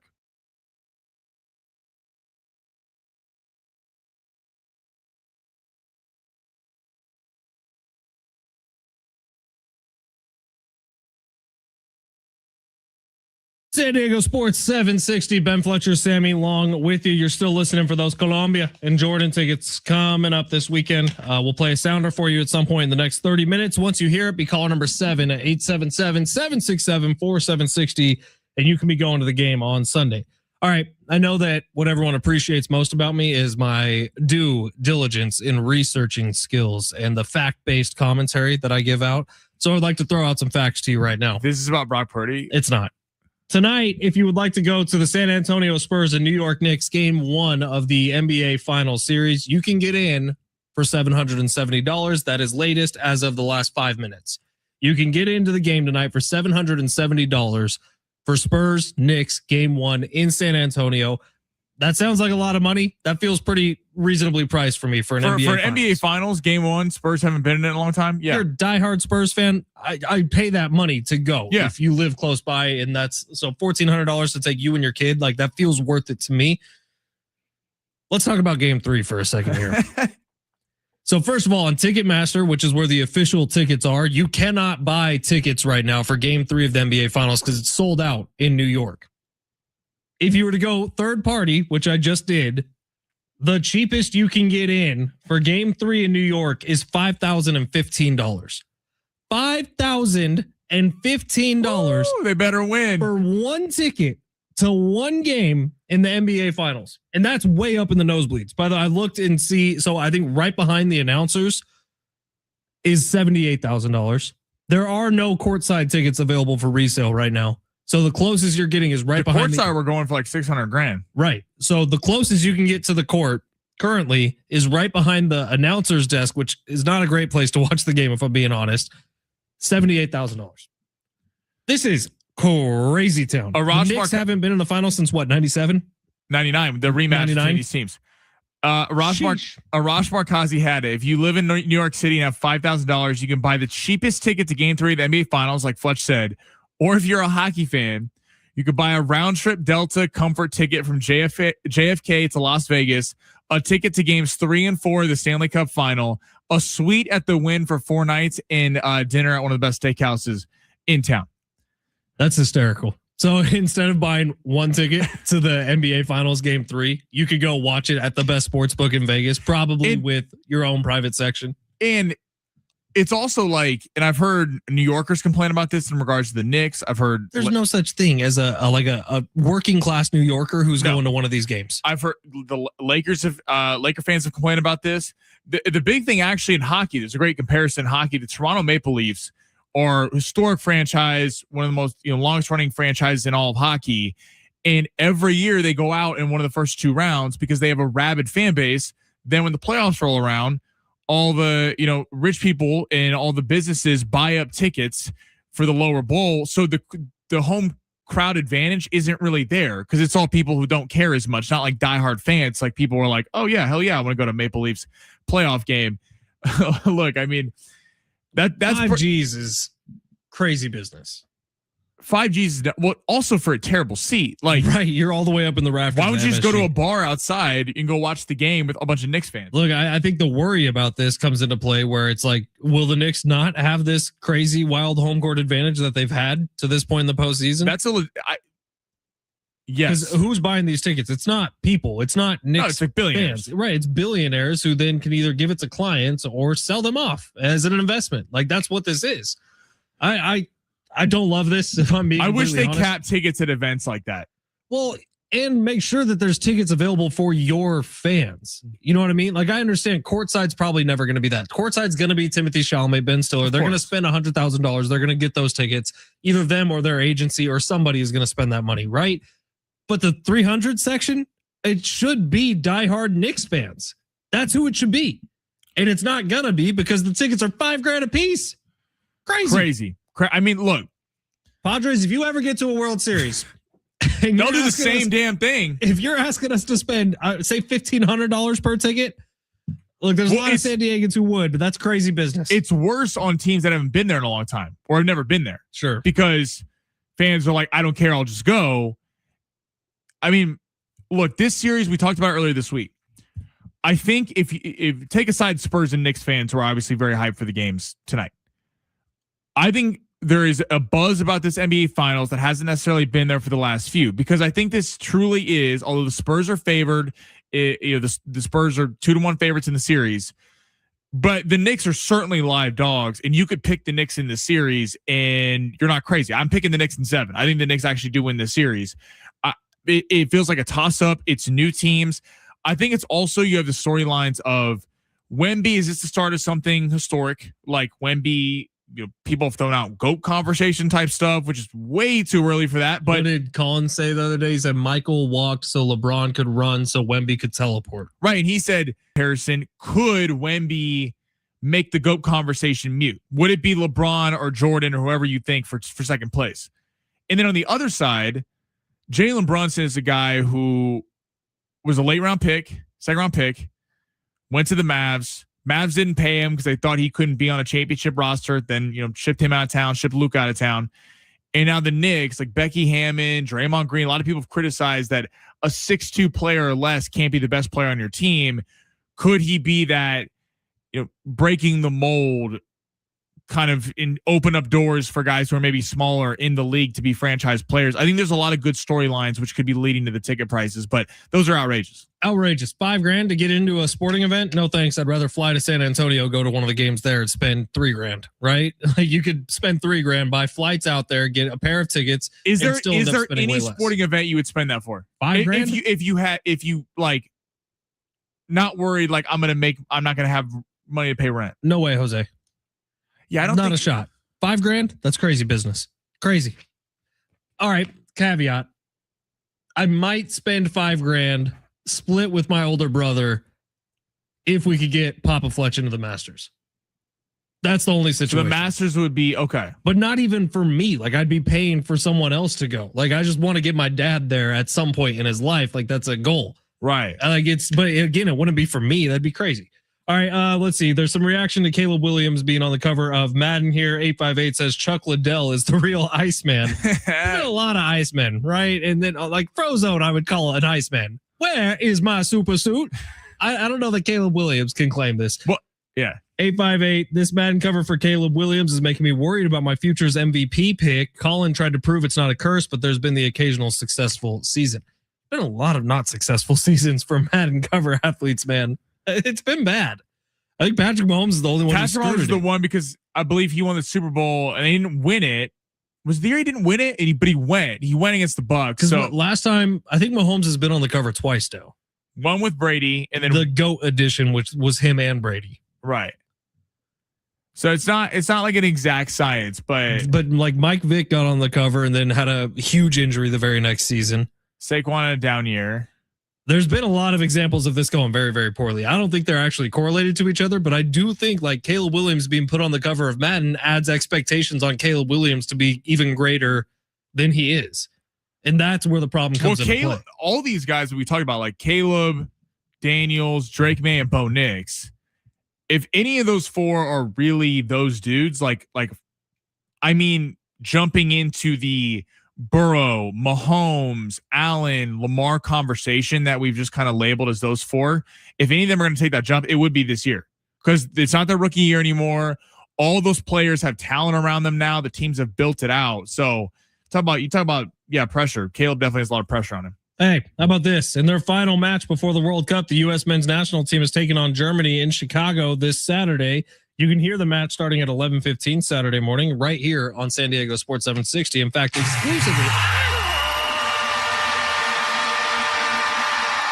Call now for your chance to win a pair of tickets to see Columbia take on Jordan this Sunday at Snapdragon Stadium. Caller 7 wins at 877-767-4760. Jay Sills on YouTube said it. Colombian mommies as far as the eye can see. Jay You're damn Sills, right, guys, Jay head in the Sills. right place. If you want a pair of tickets to go see Columbia and Jordan this Sunday at Snapdragon Stadium at 4 o'clock, you can call right now. It's date night. 767-4760. You can also buy tickets at sandiegofc.com/countdown to 26. If you didn't know, that was the sounder. That's what you've been waiting for. I think they knew. Schaefer and Sliwa will have another pair coming up in their show today. We're going to take a quick commercial break. We'll wrap this thing up coming up next at San Diego Sports 760. You're listening live on the iHeartRadio app.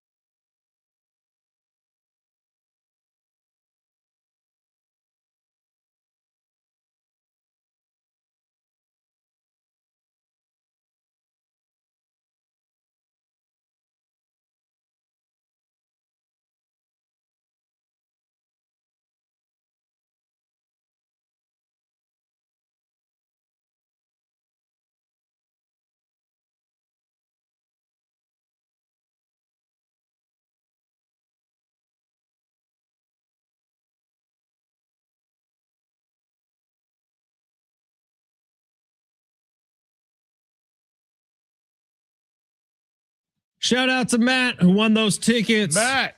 to go see Colombia and Jordan out at Snapdragon Stadium on Sunday. That's actually the last ticket Sammy and I have for that match this week. I have one next hour. Perfect. Schaefer and Sliwa, I think, have some too. Yeah. Perfect. That's the last tickets I have. Apparently, everyone else has more to give away. So enjoy them. It is San Diego Sports 760. If it was your first time joining us today, thank you for being here. I think Matt was a newer listener, so congratulations to Matt. My name is Ben Fletcher. That's Sammy Long. We do the show every day from noon to 2. Would love to have you on for any or all of the ride the rest of the way. 619 says, I'll do $5,000 for a Padres World Series appearance. I bet you there's a lot of people who would. It's funny. But there's a lot more people who couldn't, which is the problem. There's a baseball is weird in that, like, baseball would absolutely not be one I would even consider, because if you're spending, like, let's say those were terrible seats. Like, let's say it was like Knicks type prices, which it wouldn't be. It's not New York, but where you're just 5,000 to get in.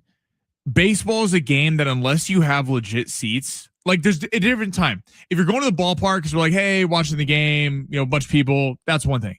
But if you're like, I'm going because I want to watch the game, like I am heavily invested in the outcome of this game, sitting way up in the outfield or way up top, it's almost impossible. Like, it'd be better to just be watching it at a bar. For sure. Like those $8 Padres tickets every once in a while up at the top in the 300 section, which used to be around a lot. Those $8 tickets just popped up for the first time actually a week ago now for being able to see them that high up. But those tickets are awesome for $8 when you're drinking and you're having fun with your buddies and you're up being bleacher creatures.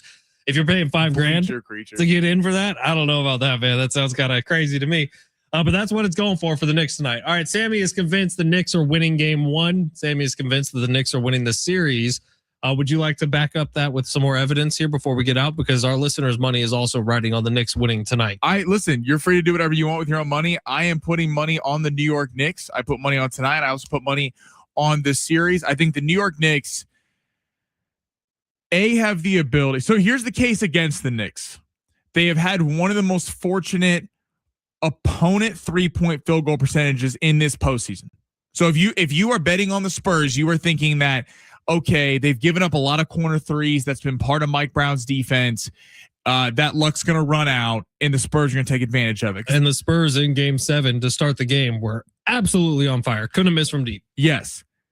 If you were on the Knicks side of things, I think you look at the fact that Wemby's playing a lot more minutes than usual. He's playing about 13 more minutes per game they did in the regular season. You mentioned it earlier. He's looked gassed out at times throughout these games because they lack a lot of front court depth behind him. Luke Cornett's basically coming in for him. Wemby has to play so much of the time. And I think the fact that even though Mitchell Robinson is injured, he's going to be playing in this game. Mitchell Robinson and Karl-Anthony Towns, as well as a variation of looks between Josh Hart and OG Anunoby, are going to be able to throw a lot at Victor Wembanyama. And Stephon Castle's turnover numbers got me a little worried. Like, if you're the Spurs, he has turned the ball over a lot so far in that Oklahoma City series. They were able to come through, but I just think that, I don't know. I think the Knicks are going to showcase really well in this series. I'd say Mikal Bridges, another guy to look out for. If he's great for the Knicks, you're talking about a fourth scoring option potentially that could sway this series a little bit. It's a much closer series than the people who just say whoever is coming out of the West is going to win this thing. I don't think that's the case anymore because it's not OKC coming out of the West, and OKC didn't perform up to what we thought they'd be. I think the Spurs play an extremely physical brand of basketball. I don't know if I see tonight as just an easy Knicks win like Sammy necessarily does. I probably, if I wasn't, I didn't say it was easy. No, I know, but if I wasn't going faith in Sammy, my money would probably be on the Spurs. But I trust my boy, and I'll fight for him to the death. So are you making a finals prediction? I'm saying Knicks in 7. I would, if I'm thinking logically, I would say Spurs in 6. My heart, I would like for it to be Knicks in 7. How about that? So, but you're picking Spurs in 6. Spurs in 6. Okay, I'm going Knicks in 7. A little more right to me. All right, I have been informed we have some breaking news right now, Sammy Long. What's our breaking news? I was wrong. Doesn't happen very often. but it happened just now. What? I have another pair of tickets to Colombia and Jordan coming up tomorrow. Colombia. Don't worry, everybody. If you missed out today, you got another shot tomorrow. I don't know why everyone was panicking. And I was about out. to say, I was like, in my head, I was like, are you sure we don't have tickets tomorrow? I thought today was Thursday for the majority of the day, and we have these tickets Monday through Thursday this week. So we will have another pair coming up on the show tomorrow. You just got to listen for the sounder. Jamar is shouting you out. I totally agree. He said, never heard the term bleacher creature, but now I can picture it. It's great. I think that I've never heard bleacher creature. Bleacher creatures, they're famous. They're the Chicago Cubs bleachers. Those usually the little like ones at the top, cheapest tickets in the house in Chicago. So that's where it comes from. At least that's where I've heard it from. But I have called myself that when I'm up way high in Petco Park and just being a little bit of a rascal, drinking some beers, especially if you pregame down in Petco or in Gaslamp beforehand. But yeah, I do like that line a lot, and I feel like it's appropriate for those who sit very high up at baseball games who didn't spend very much on tickets, but who drink a lot. I think the beer should be cheaper priced at the top deck. I've said this for decades, Sammy, not decades. I've said this for probably a decade since I went to my first baseball game of legal drinking age. I think the higher up you are and the cheaper your tickets are, the cheaper the beer should be. Yes. Like 300 level beers should be far cheaper than 100 level beers. And then I guess Major League Baseball doesn't want that now that I'm thinking about it, because all the 100 people would just be walking upstairs the whole time. Make them walk. Make them earn Exactly. it. That's what I say. It doesn't have to be significantly cheap. It could be like $1 cheaper, but it should be something. Like you're seeing the game from a worse vantage point. You're there for you're one in a different reason. altitude. You're there to party. And if you want to make more money, like, did you see what the Atlanta Falcons did a couple years ago? And it's proven to be true. They lowered the prices on all their concessions. They've made more money on concessions since lowering prices. Because it is true. Especially, you tell me I can get 10 dogs for $2. I'm going to buy $20 worth of dogs. And here's the thing with the Padres. When you're like, the Dodgers have outlandish prices at a ball game. You ever been to SoFi? But the one thing I'll give the Dodgers, they're winning World Series. So if they're going to justify making people spend the money, they're putting that on the field. The Padres. I had a Dodger dog one time. I wanted to puke. It was terrible. Worst hot dog I've ever had in my life. I know people hate the Dodgers, but Dodger dogs. Actually, there's an article in the LA Times how they've gotten worse because they're using a different kind of dog than they used to. I'm telling you, the old Dodger dogs were unbelievable. So one of my dad's best golfing buddies for years, he passed away recently. Very, very sad. But he was actually a minor league coach in the Rockies organization and at one point in the Dodgers organization. He was a pitching coach in the minor leagues. Okay. So when I was younger, I loved Mr. Butch. Mr. Butch was one of my favorite people because he got us into the dugout and the locker rooms of all these minor league games with the Modesto Nuts, which was a minor league feeder system for the Rockies at the time. And he told me my entire life that the Dodger dog would be the best thing I would ever eat. Like a Dodger dog at a Dodger game would be the best thing I ever ate. So when I was in high school, somebody bought us all tickets to drive down to LA, go to a Dodgers game and sit in the stands and get Dodger dogs. It was awful. Awful. Okay, put your hate of the Dodgers aside, though. The dog was actually, you didn't like the hot dog. The hot dog was booty cheeks. And that's how we end the show today. We're out. I'll see you tomorrow. Sammy's got another hour for you. Matt Devine's going to be jumping on of the DSG. We'll have more Colombia versus Jordan tickets coming up on the show tomorrow, as well as another 4-pack of SD Fair tickets. See you tomorrow.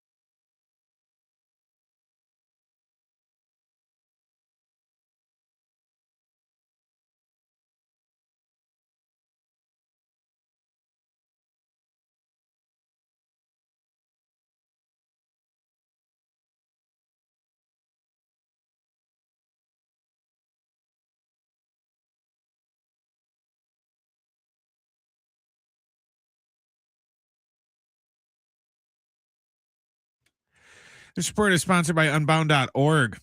Padres are in Philly to get set for game 2 against Philadelphia. It's going to be Walker Buehler today going for the Padres and Christopher Sanchez going for the Phillies. First pitch is at 3:40. In other Padres news, they DFA'd Nick Castellanos today after a rough 39 game stint. He only hit 191, with a 560 OPS and 4 home runs. Game 1 of the NBA Finals is finally tonight in San Antonio with the Knicks and Spurs. They will tip off a little after 5:30.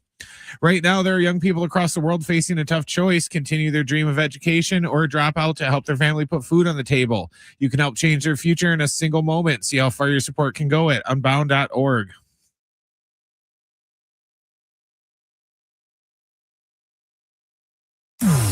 Going long with Sammy. That's going to be hot. In depth on the story of the day. Plus, it's warm in the hot seat. Now, it's Sammy Long.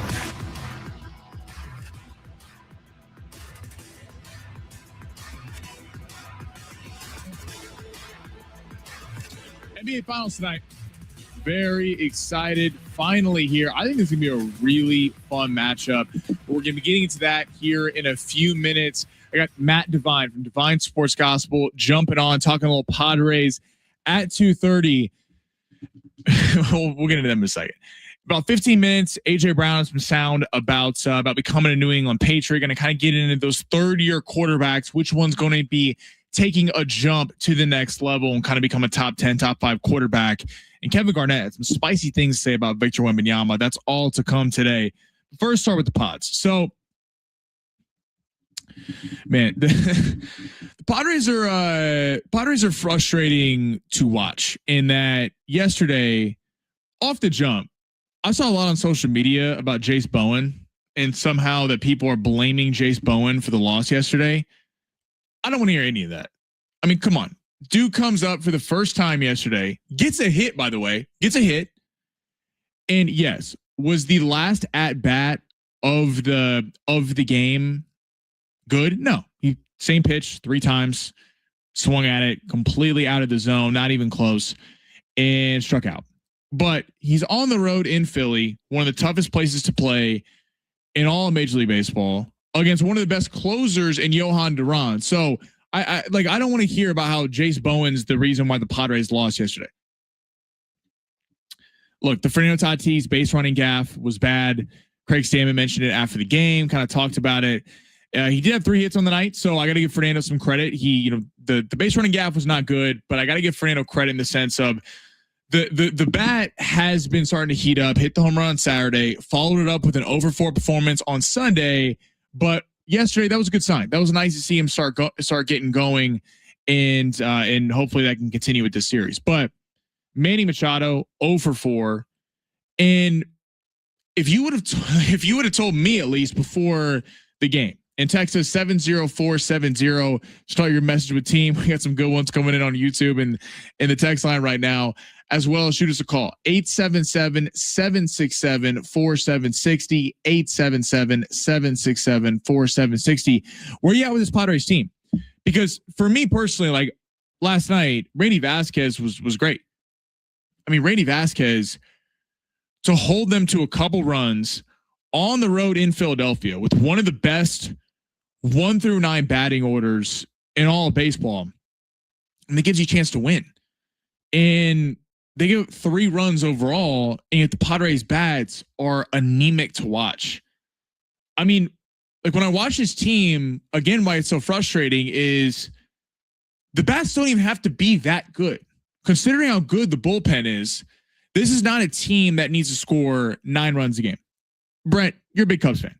Like the Cubs, you can speak to this a little bit better than I can, but the Cubs have one of the great batting orders 1 through 9 in the league. I would say 1 through 9. And Peter Armstrong hits what, 7th, 8th, something like that. So, I mean, you guys have dealt with a lot of injuries in terms of the starting rotation, the bullpen. So the Cubs have to score a bunch of runs. Am I right? Yes. Yeah. Okay. Right. It's about the offense coming through, and they went on that streak at Wrigley. They were winning all those home games. Then they went on a little bit of a turn here recently, but have kind of got it together. The Padres are the exact opposite. They have this unbelievable bullpen that's been great, a starting pitching rotation that Is it the best in baseball? No, but considering the injuries to Joe Musgrove, Nick Pivetta, I got to give him a lot of props. I mean, Randy Vasquez, Walker Buehler last week against Christopher Sanchez. Walker Buehler gave him a chance to win that game. Actually gave him a chance to win that game with it. And look, the bats weren't there, and the Phillies finally broke through. But Walker Buehler, Randy Vasquez, a lot of these guys have consistently at least given the Padres opportunities. And again, when you go on the road to the Philadelphia Phillies and only score 2 runs, you're not expected to win. Like, you can't even think that you're going to win that game. So with the Padres moving forward, it's just I don't know how AJ Preller attacks the deadline. Because if you're AJ Preller, I mean, are you one bat away? I think the bullpen's set. I think the starting rotation, if what we're hearing is true about the fact that, Musgrove will come back around the All-Star break, Nick Pivetta will come back. That whole kind of, narrative, will they come back later on this year? Now, Coach Quintero is on our show every Thursday at 1:30, kind of poured cold water on Nick Pivetta coming back. Now that's just his opinion, but coach is, used to coach and knows a lot of stuff, so I trust him. Hopefully that's not the case. Hopefully Nick Pivetta and Joe Musgrove come back, but I don't know, man. It's hard to watch. The Padres pitching staff doesn't need much from the 1 through 9, and they're not getting it. And it's been months now that they haven't been getting it, and they're sitting there in the wild card, and they're right there. Diamondbacks 1-1 against the Dodgers right now in the series. The Phillies are right behind them, currently 4-0 against the Padres so far this year. I mean, talking about, the Cardinals, the Cubs, a lot of teams right there that the Padres just so far, yes, it's only June 3rd, have not fared super great against. Again, we're going to the phones, 877-767-4760. Shoot us a call on what your thoughts are on this Padres team right now. Marcos, what's up, man? You're on the air. What's up, Sammy? Yeah, buddy, I'm on the same page as you, man. I'm not ready to prescribe to, blaming the rookie. Sheets has done what he can do.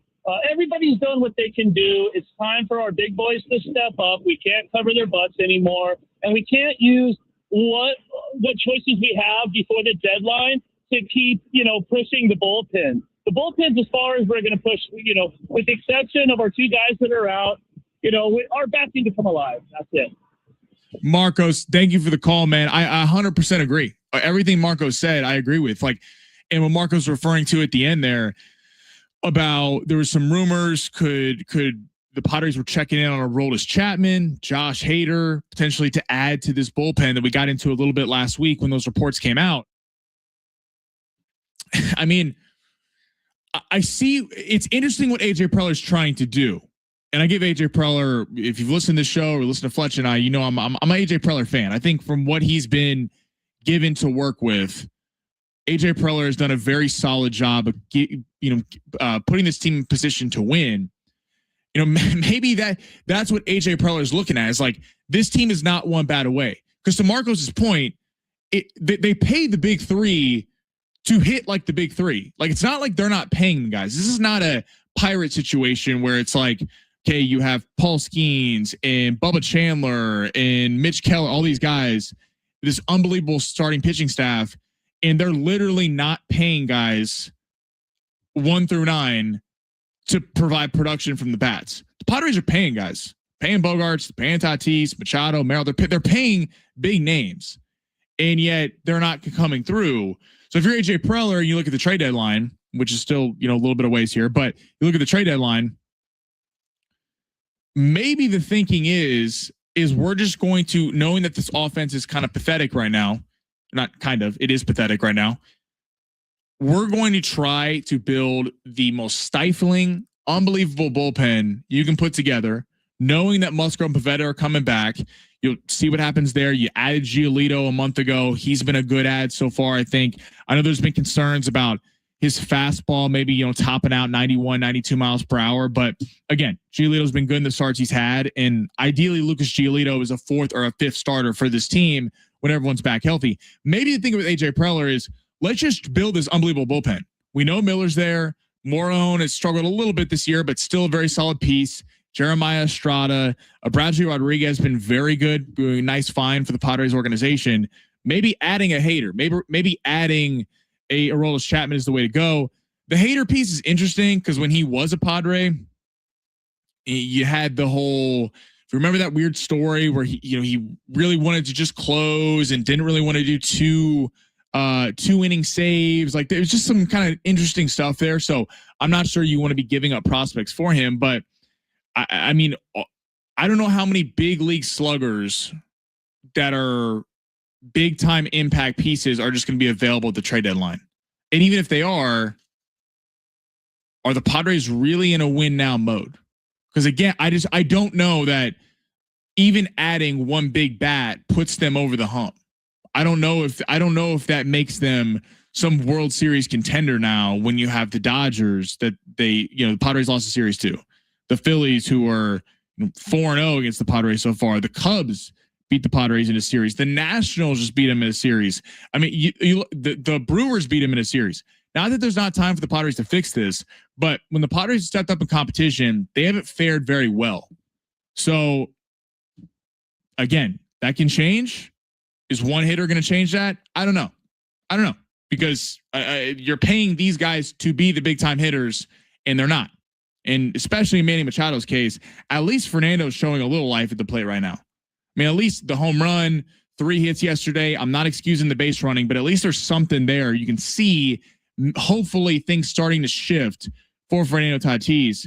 Whereas Manny Machado, he looks just completely lost at the plate, completely lost.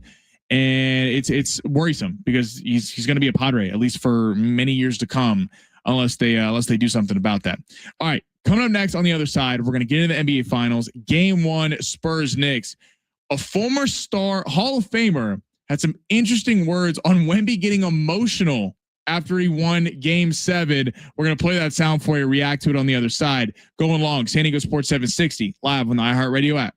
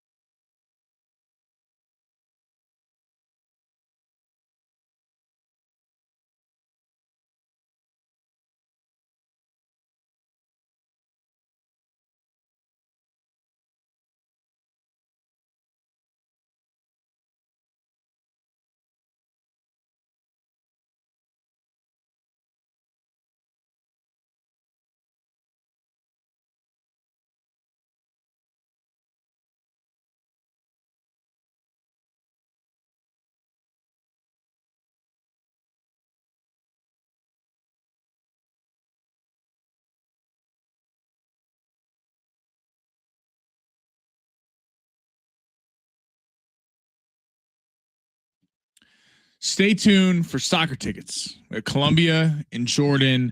There will be a sounder played one time this hour. So in the next, what time is it right now? Next 43 minutes, 42 minutes, there will be the sounder played. And then you will call 877-767-4760 to win tickets. And caller number 7 will be going to the match on Saturday and Sunday. So very excited for the World Cup action on Sunday, right? Yeah, Sunday. Sorry. Sunday. World Cup getting going here in a week from tomorrow, which is pretty crazy that it's about to get going. But very excited for the World Cup, and we're going to be carrying a bunch of the games. So make sure to be tuned in for all that. But the NBA Finals starts tonight. I'm very excited about this series. Last hour I picked the Knicks in 7. I think the Knicks are going to win this series, but I'll tell you why in a minute. But first, a lot of people have been kind of, it's been the coronation of Victor Wembanyama the last week or so. Rightfully so. He deserves a lot of credit. You beat an Oklahoma City team that everyone, I think, was waiting for that Spurs Thunder matchup, but I think a lot of people would have picked the Thunder, considering they've been there before. Typically, it takes great players a year or two. It took Michael a couple of years getting beat before he ended up going to the finals. You talk about Kobe first year or two, LeBron, like all these greats have not just had immediate success and went to the NBA Finals. Take down the Thunder, Game 7 on the road, deserves all the credit in the world for that. So he was very emotional post-game, rightfully so. You just beat the Oklahoma City Thunder, the defending champs, going to the NBA Finals. Kevin Garnett on his podcast had some spicy comments. Brent, do we have that sound? We get in a second. About him being emotional post-game and what that meant. He we'll get it for you in a minute, but Kevin Garnett basically criticized Victor Wembanyama for being emotional and saying, kind of going in on it, that, you didn't win the NBA Finals, and now all of a sudden we're hearing, he's bawling after the game. I think that's totally unfair. I mean, if you are you're going to the NBA Finals, you got it. We got it, Brent? Okay. All right. This is Kevin Garnett. He'll let him explain it to you on Victor Wembanyama getting emotional post-game. Go through some heartache to be able to tell the fairy tale Hallmark card story. You understand? He got to go through some bullshit. He's crying in Western Conference Finals. That was too emotional for that to be. That was too emotional for me. Oh, was? Yeah, man. He got 4 more games to try to get. You got to go through the finals now. Nah, you still got to be even killed right here. And that trophy, that ain't what that's cool. Yeah, we beat them. Cool. But I got a whole nother sight in this up here. It's going to take my energy to run up this hill. I can't be you. Nah, that's how bad they wanted to beat OKC. You know? Okay. That's crazy to me from Kevin Garnett. I think that's nuts. You're going to the NBA Finals. You should show emotion. It's a childhood dream to get into play on one of the most grandiose stages of any sports. I mean, the NBA Finals, even if you're not an NBA fan, the NBA Finals are must-watch television. And to get there, they were underdogs in the series. They were underdogs in the game. They had to win games 6 and 7 to even get there. That's crazy coming from Kevin Garnett. I do see this kind of through line because I've talked about a lot the last week of, it is funny how we coordinated the Lakers when they won 2020, LeBron, AD, they were going to rip off a bunch of championships. It didn't happen. Giannis the next year, we thought Giannis and the Bucks were going to run. Didn't happen. Then the Warriors won in 2022. Then we certainly thought the Nuggets and the Celtics, both those teams were going to be constant fixtures in the title picture every year. And then Oklahoma City with Sam Presti, all the draft picks, Shea, Chet, Jalen Williams, you get AJ Mitchell this year. They were going to go on a run. Now Wemby is rightfully deserving praise. Has it gone a little too far over the last couple of days? 100%. I mean, Colin Cowherd was talking about how Wemby could make the GOAT conversation mute because it would be LeBron and Jordan battling for second place. He very well may. Victor Wembanyama, we might look back at 22 years old, playing in the NBA Finals. Maybe he wins this series and he's already an NBA champion. And we look back because he's 7'4", has ball handling skills, and wins, year after year. But I do think we are quick to coronate guys before they've done it yet. And it's one thing to celebrate Victor Wembanyama, like what Kevin Garnett said, I think is ridiculous. Like, dude, let him celebrate. He deserves to celebrate. He worked super hard for this accomplishment, for this opportunity, and he did it. That's just Kevin Garnett being bitter, not being in the league anymore. And, you know, he was bawling his eyes out when he beat the Lakers in 2008 in Game 7 of the NBA Finals. What he's trying to say, and I get to an extent, he's trying to say, you know, you didn't win a championship yet. Kind of like, you know, people are coronating him again. He's going to be the, you know, the greatest thing the NBA has ever seen. He's the face of the league, all this. Kevin Garnett is trying to say you haven't actually won it yet. That was a great accomplishment, but go do it in the NBA Finals. I think he could have worded that a lot better. I think he could have, you know, focusing on the emotional part was definitely not what I would have done. But you know, there is expectations now. They are the favorites in this series. The Knicks are certainly live dogs. I think it adds to this finals matchup.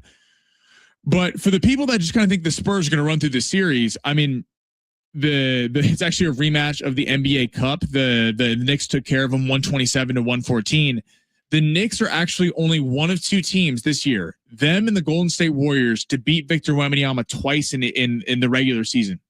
Twice in the regular season. Karl-Anthony Towns actually had some big performances in those games against him. I really think this series is going to come down to, can Mitchell Robinson and Karl-Anthony Towns be a factor offensively to the point where Wemby has to worry about them on defense? Because the Spurs want to have Wemby as kind of a free safety, kind of roaming around, able to just worry about offense. And they're going to try to get Karl-Anthony Towns in foul trouble. He's been prone to fouls. He's had to sit on the bench a lot of the time late in games because of foul trouble, and Mitchell Robinson has then come in because of that. But the Knicks are going to try, at least I think they're going to try it tonight. People have tried to do, we've seen this with Jokic. People have thought, okay, no center can really guard Jokic. So people have put smaller elite defenders on them to try and cause problems. The Lakers actually had a little bit of success with this a couple of years ago against the Nuggets in the playoffs. They put Jared Vanderbilt and Rui Hachimura on Jokic. The Nuggets obviously won the series, but they actually had some success. The Thunder tried to put Alex Caruso and Cason Wallace and guys like that on Victor Wembanyama to throw some different looks at him, not allowing entry passes, things like that. It didn't work out in that series.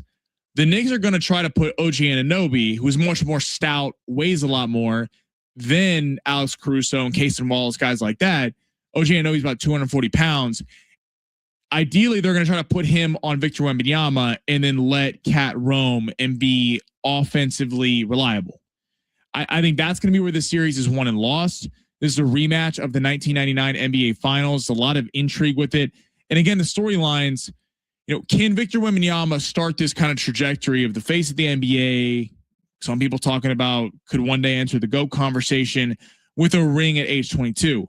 On the other side of things, can Jalen Brunson, and we played, Becky Hammon was talking about the WNBA coach about a player 6'2" and under can't be the face of your franchise. Draymond Green this week has criticized the Knicks for, you know, getting out of the East, and there's not that much stiff competition to go up against, and, you know, kind of agreeing with Becky Hammon that a player of Jalen Brunson's stature can't be the best player on a championship winning team. If he wins, he changes the narrative on that, and that Jalen Brunson can be the best player. And not a lot of people gave the Knicks much chance a couple months ago when they were kind of flailing during the regular season. Now all of a sudden they're playing the NBA Finals. So I think the series I got the Knicks in 7. I think the Stephon Castle turnover numbers, he had 20 turnovers through the first 2 games of games 1 and 2 of last series against the Thunder. I think against the Knicks, with the length that, you know, OG Anunoby brings, Mikal Bridges, the emergence of Landry Shamet from 3 for the Knicks, as well as Josh Hart, all those perimeter defenders, I do think will be able to slow down Stephon Castle and Dylan Harper to an extent. And it's going to leave De'Aaron Fox, who certainly has not been the best player, at least this series, or last series against the Oklahoma City Thunder. Going to be a blast tonight. San Antonio, 4.5-point favorites. Can't wait for the game. And we'll see. We'll be reacting to it fully tomorrow when we get going at 2:00. Coming up next, Matt Devine, Divine Sports Gospel, jumping on with me, friend of the show, talking a little Padres, what needs to change with this team, plus some potential trade targets for the Padres as the trade deadline approaches. That's next on Going Long, San Diego Sports 760, live on the iHeartRadio app.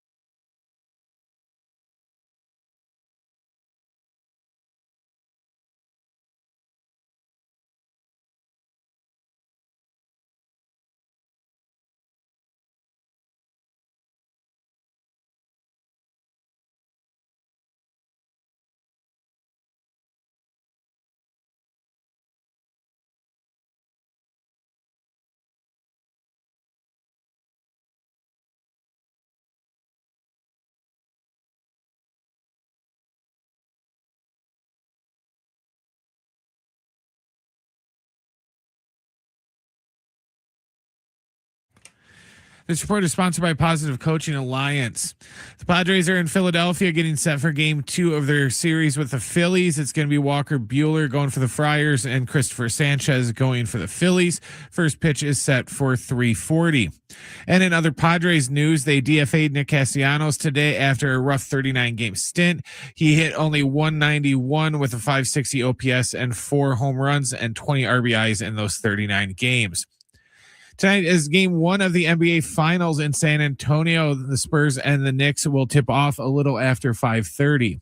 If you have questions about youth or high school sports, Positive Coaching Alliance can help. PCA builds better athletes and better people through sports. Info at positivecoach.org.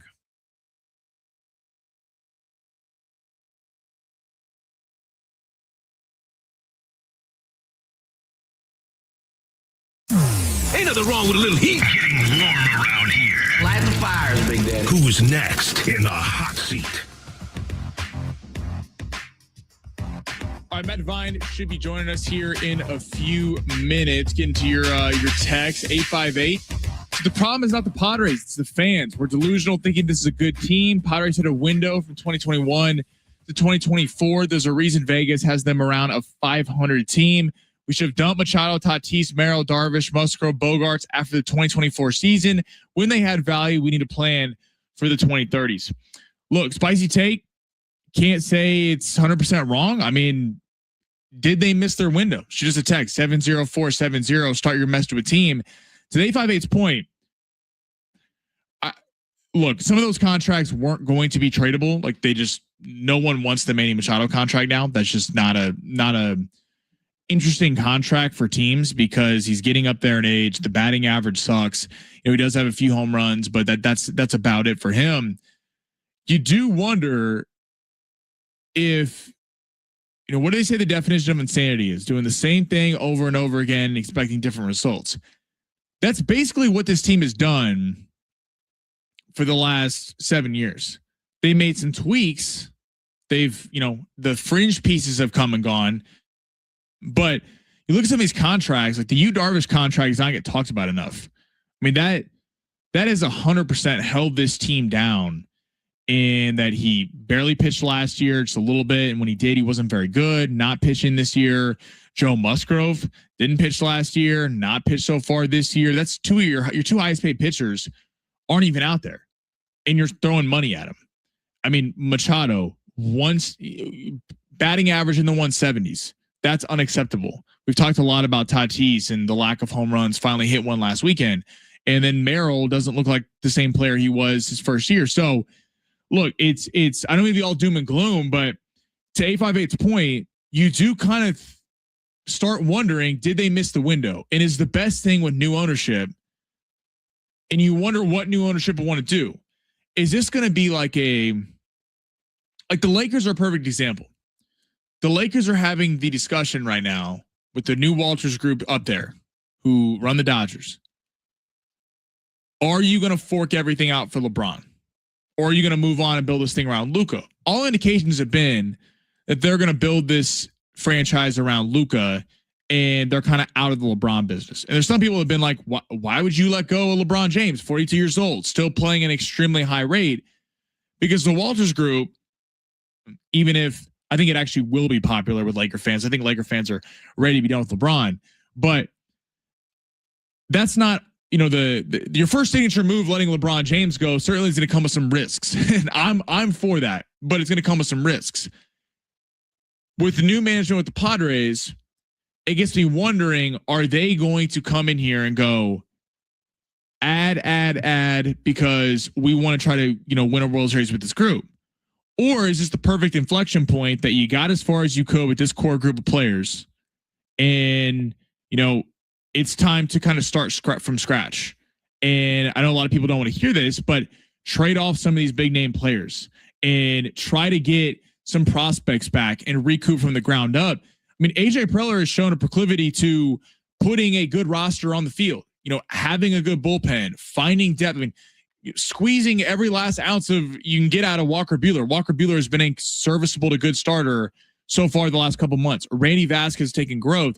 Is it time to do that? To the 858's point, I think there's some merit to it. I mean, it's especially if things keep tracking this way, because it's hard with the Padres because they have a good record. They're above 500. So on paper you go, well, wait, why would why would you be dumping everyone?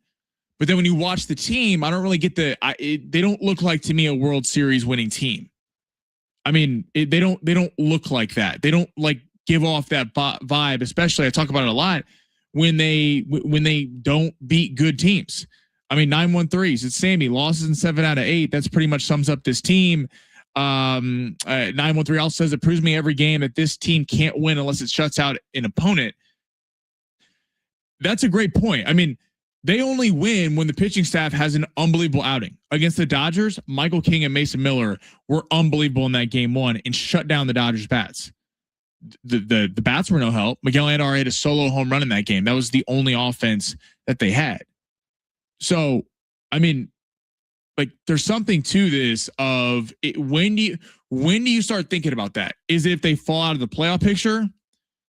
Or is it if they just don't look good, but they're still hanging around and people don't really think they have a legit chance to do something? Like, what is the point where we go, maybe it's time to move off some of these guys? Maybe it's time to, realize, kind of bite the bullet and go, we got as far as we can with this core group of players. It's time to try something else.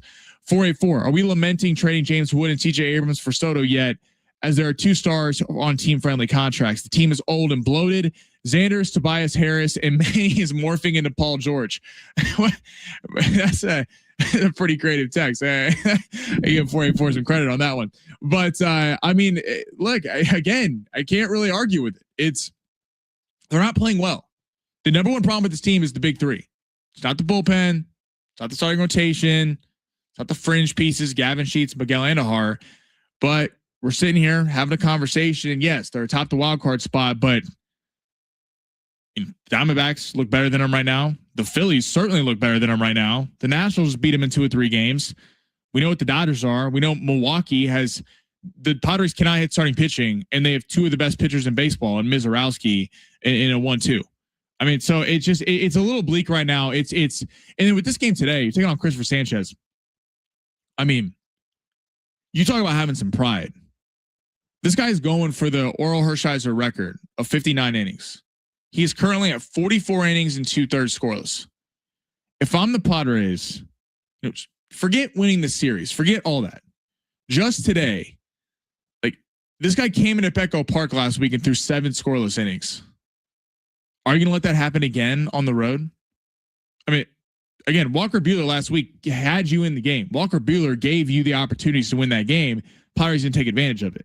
So today you're facing him again. Same pitching matchup, Buehler versus Sanchez. I mean, this is a pride thing. The Padres pay their guys enough money, Tatis, Machado, Bogarts, Merrill, to not, I mean, whatever happens, don't let the guy have another 7 scoreless innings and have the record, him approaching the record off 14 innings versus San Diego Padres in the last week. And, the way the Padres bats are going is having a scoreless record, even that impressive off of them. I mean, so this is a big game against the Phillies, looking for a big win, hopefully to set up, possible series win tomorrow. But last night was certainly not the most, encouraging for the future. Matt Devine, he can't join today. So we'll get him later this week. Now back to the NBA finals. And what I was saying earlier about Victor Wembanyama, I want to give Wemby his props because Wemby is an unbelievable player and he very well could be Colin talking about, could he make the GOAT conversation mute? I'm not ready to go there. Like the guy hasn't won a title yet, but if there was someone to do it, it would be him in that he's 7'4". The one thing you worry about with Wemby is, are the legs going to hold up? One massive injury to his knees, and given how skinny and lanky he is he going to be able to keep up his career and play the longevity that LeBron and Jordan have played? But it's just, again, we just anoint these guys immediately, and I'm very excited for this game tonight. I picked the Knicks to win this game tonight. The Knicks, the one thing, if you're going against the Knicks, if you think that the Spurs are going to run through this series, the Knicks in their playoff run so far, opposing teams have only shot about 31% from the corner and threes, which is a very lucky rate for the Knicks. On average, you think wide open threes, you're going to be hitting more of those than just 31%. So the Knicks have been very fortunate in that regard. But I do think the Knicks have the makeup of a team of that. You have a star guard in Jalen Brunson, Karl-Anthony Towns, even though over the years when he's with Minnesota and other places didn't always give you he was a major concern. He's been playing like an absolute star for the Knicks so far. If the Spurs go win this series, it's going to be because De'Aaron Fox takes it back, or a player like that. Like it can't. The Knicks are too talented for it just to be Wemby. Wemby is going to get his, but we've also seen Wemby up his. He only played. He's averaging about 13 more minutes per game so far in this playoff run, and then he played in the regular season. And the Spurs' depth, at least in the front court, I think is a concern to behind Victor Wembanyama. So this is going to have to be, if you're the Spurs, it's going to have to be Fox or Castle or Vassell or Harper or one of these guys are going to have to come through. I think this is a really fun NBA Finals matchup that feels evenly matched. And in regards to pressure tonight, I do think the Knicks actually have more pressure to get game one. I think the Knicks on the rest advantage. You're catching the Spurs coming off an emotional Game 7 win this past Saturday. People have kind of thrown cold water on the Knicks run, saying that, the East isn't the same as the Western Conference. This is the perfect opportunity to catch the San Antonio Spurs in game one and really wake it up and then take it back. Because Madison Square Garden, you're going to have a massive home court advantage that the Knicks have played really well at home. But can't wait for game one tonight. That gets going at 5:30. Again, we'll be reacting to that tomorrow. Coming up next, we got crossover. The Big Slee, Alan Sleewood joining me on the other side on Going Long, San Diego Sports 760, live on the iHeartRadio app.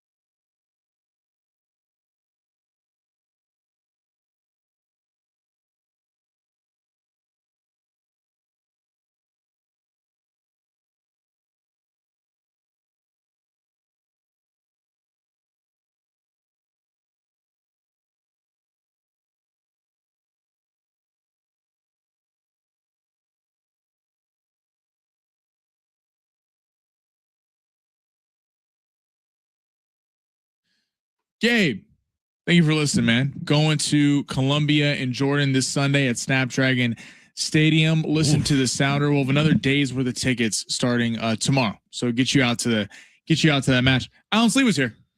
It's a good prize.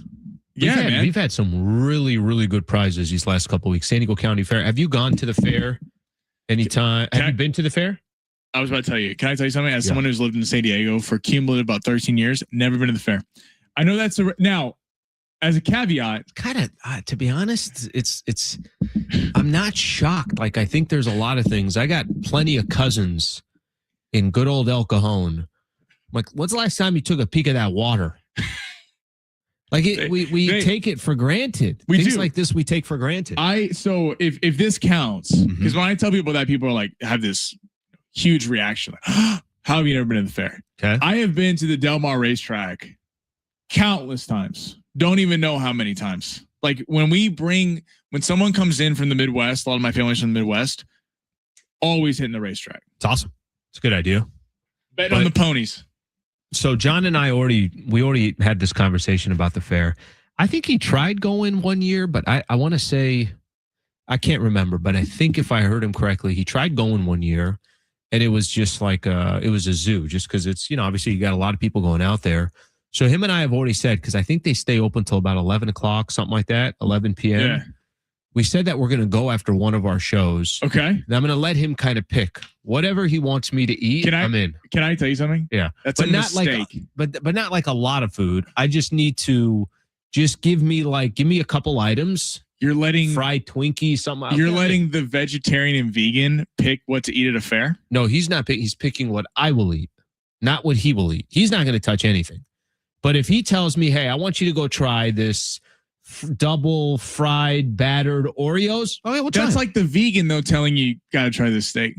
This steak is unbelievable. Like I'm gonna have some questions. Do you have the experience to be having an opinion on that? That's where I'm at with you about John.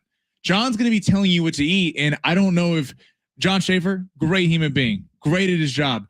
When it comes to food, I don't know if you don't have to justify his whole being. I mean, it's just the fair. I'm just when it comes to diagnosing where to go, what to eat, John Schaefer would be way down my list of people. That's a good point. I see where you're going here. Right. But I think he will say, because he's not eating, he'll say, go try that barbecue. He'll say this, like he's not eating. Since you've never been, you're going to come with us. I'm in. Okay, yeah. I'm 100% in. Now, we haven't decided when we're going, but let me know. We are going. When you're growing up in San Diego, I was having this conversation with my boys the other day. Mm-hmm. So, growing up in SD, I go to the beach like a decent amount. Yeah. But not like how you would think. Like some people who live in like Encinitas, I get you're there every day. Because why wouldn't you be? I mean, you're just right outside. But it is funny when you know that it's there, you kind of go less. Yeah. Well, for me growing up, there was a combination of just it's there and you're not taking advantage of it. And it's also the combination of being Middle Eastern and El Cajon. I think that also had, there was a couple, I think that was also a factor. What's kind of funny is when I left San Diego and moved to LA, eventually obviously moved my way back, I've been to the beach so much more since I left SD and so much more over these last couple of years as I've kind of transitioned back. I've gone to the beach a ton. And I think there's just this different type of appreciation. And I'm not even going like, oh, you just went to Mission or you went to Pizza. No, right. I mean, give me everything. Want to give me Cardiff or you want me to go all the way to Point Loma and go to Cabrillo? Like I'll go look at it in every possible way. 760 said John has had the deep fried tofu last time he was at the fair. Deep fried tofu. JD Wicker is the athletic director for San Diego State. We were at that event Novo Thursday, I think it was, and he had never had kombucha before. And John, which we know Schaefer's, he's the king. He's the spokesperson. Like people ask, like, "Hey, how did kombucha start?" And Schaefer's garage, right? Started there. The face of him, right? He's on the logo for all the ads there. And I forget what JD said. JD said something like, "Is it a tofu flavor kombucha or something like that?" So I would love to ask if we have any bartenders who I'm sure we do listening right now. 70470. Sorry, your mess with team. when someone comes up to you at a bar and goes, give me the kombucha with a splash of this, like, are you thinking of them less as a person with that order, or are you testing your bartender chops to get that? Like, what do you do with it? I don't even know. It's like, just, it depends. Like, if you're at, it depends the type of place you're at, right? Like, if you're at a dive bar, the guy's just like, I don't even know what the hell you're talking about. And get you a Coors I'm just Light. going to get you, a Coors Light or a Jack Daniels. That's all we got on the menu, right? Exactly. But if you're at, there's plenty of spots now that I think serve more of that world. They're just saying, just take care of this person. Hopefully he tips me well.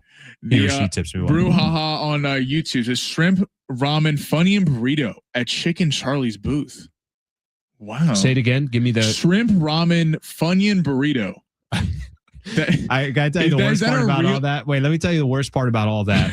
That actually sounds pretty decent. That's the crunch of a Funyun.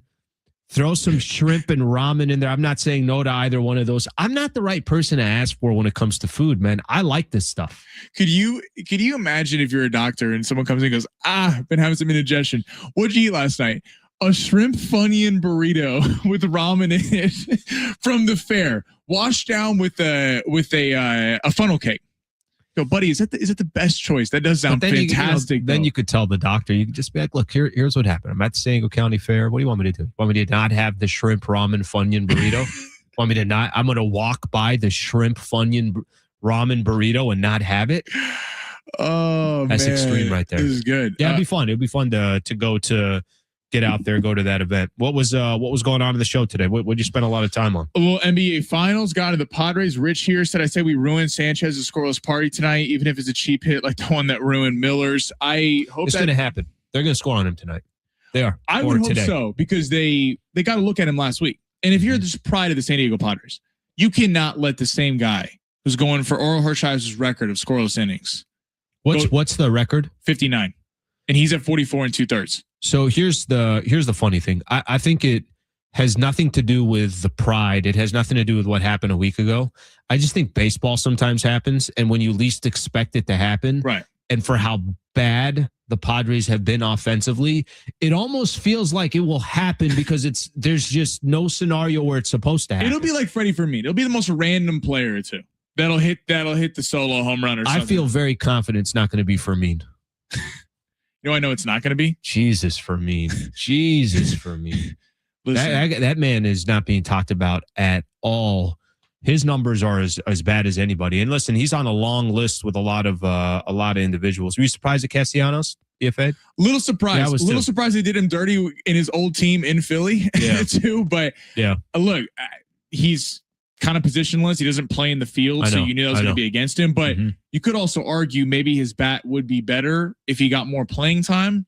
It's odd. It's like, I thought Castellanos was supposed to be there for pressure spots as we got closer to the postseason. The problem is everyone is so bad with their bats. I think there's a little bit of desperate, because if you really look at it, Castellanos has 4 home runs and 20 RBIs. To be honest with you, I can pick people on this roster that are worse than 4 home runs and 20 RBIs, but there's just that has more to do with all the other players that haven't done anything, and they're just kind of searching for anything. What we got on the show today?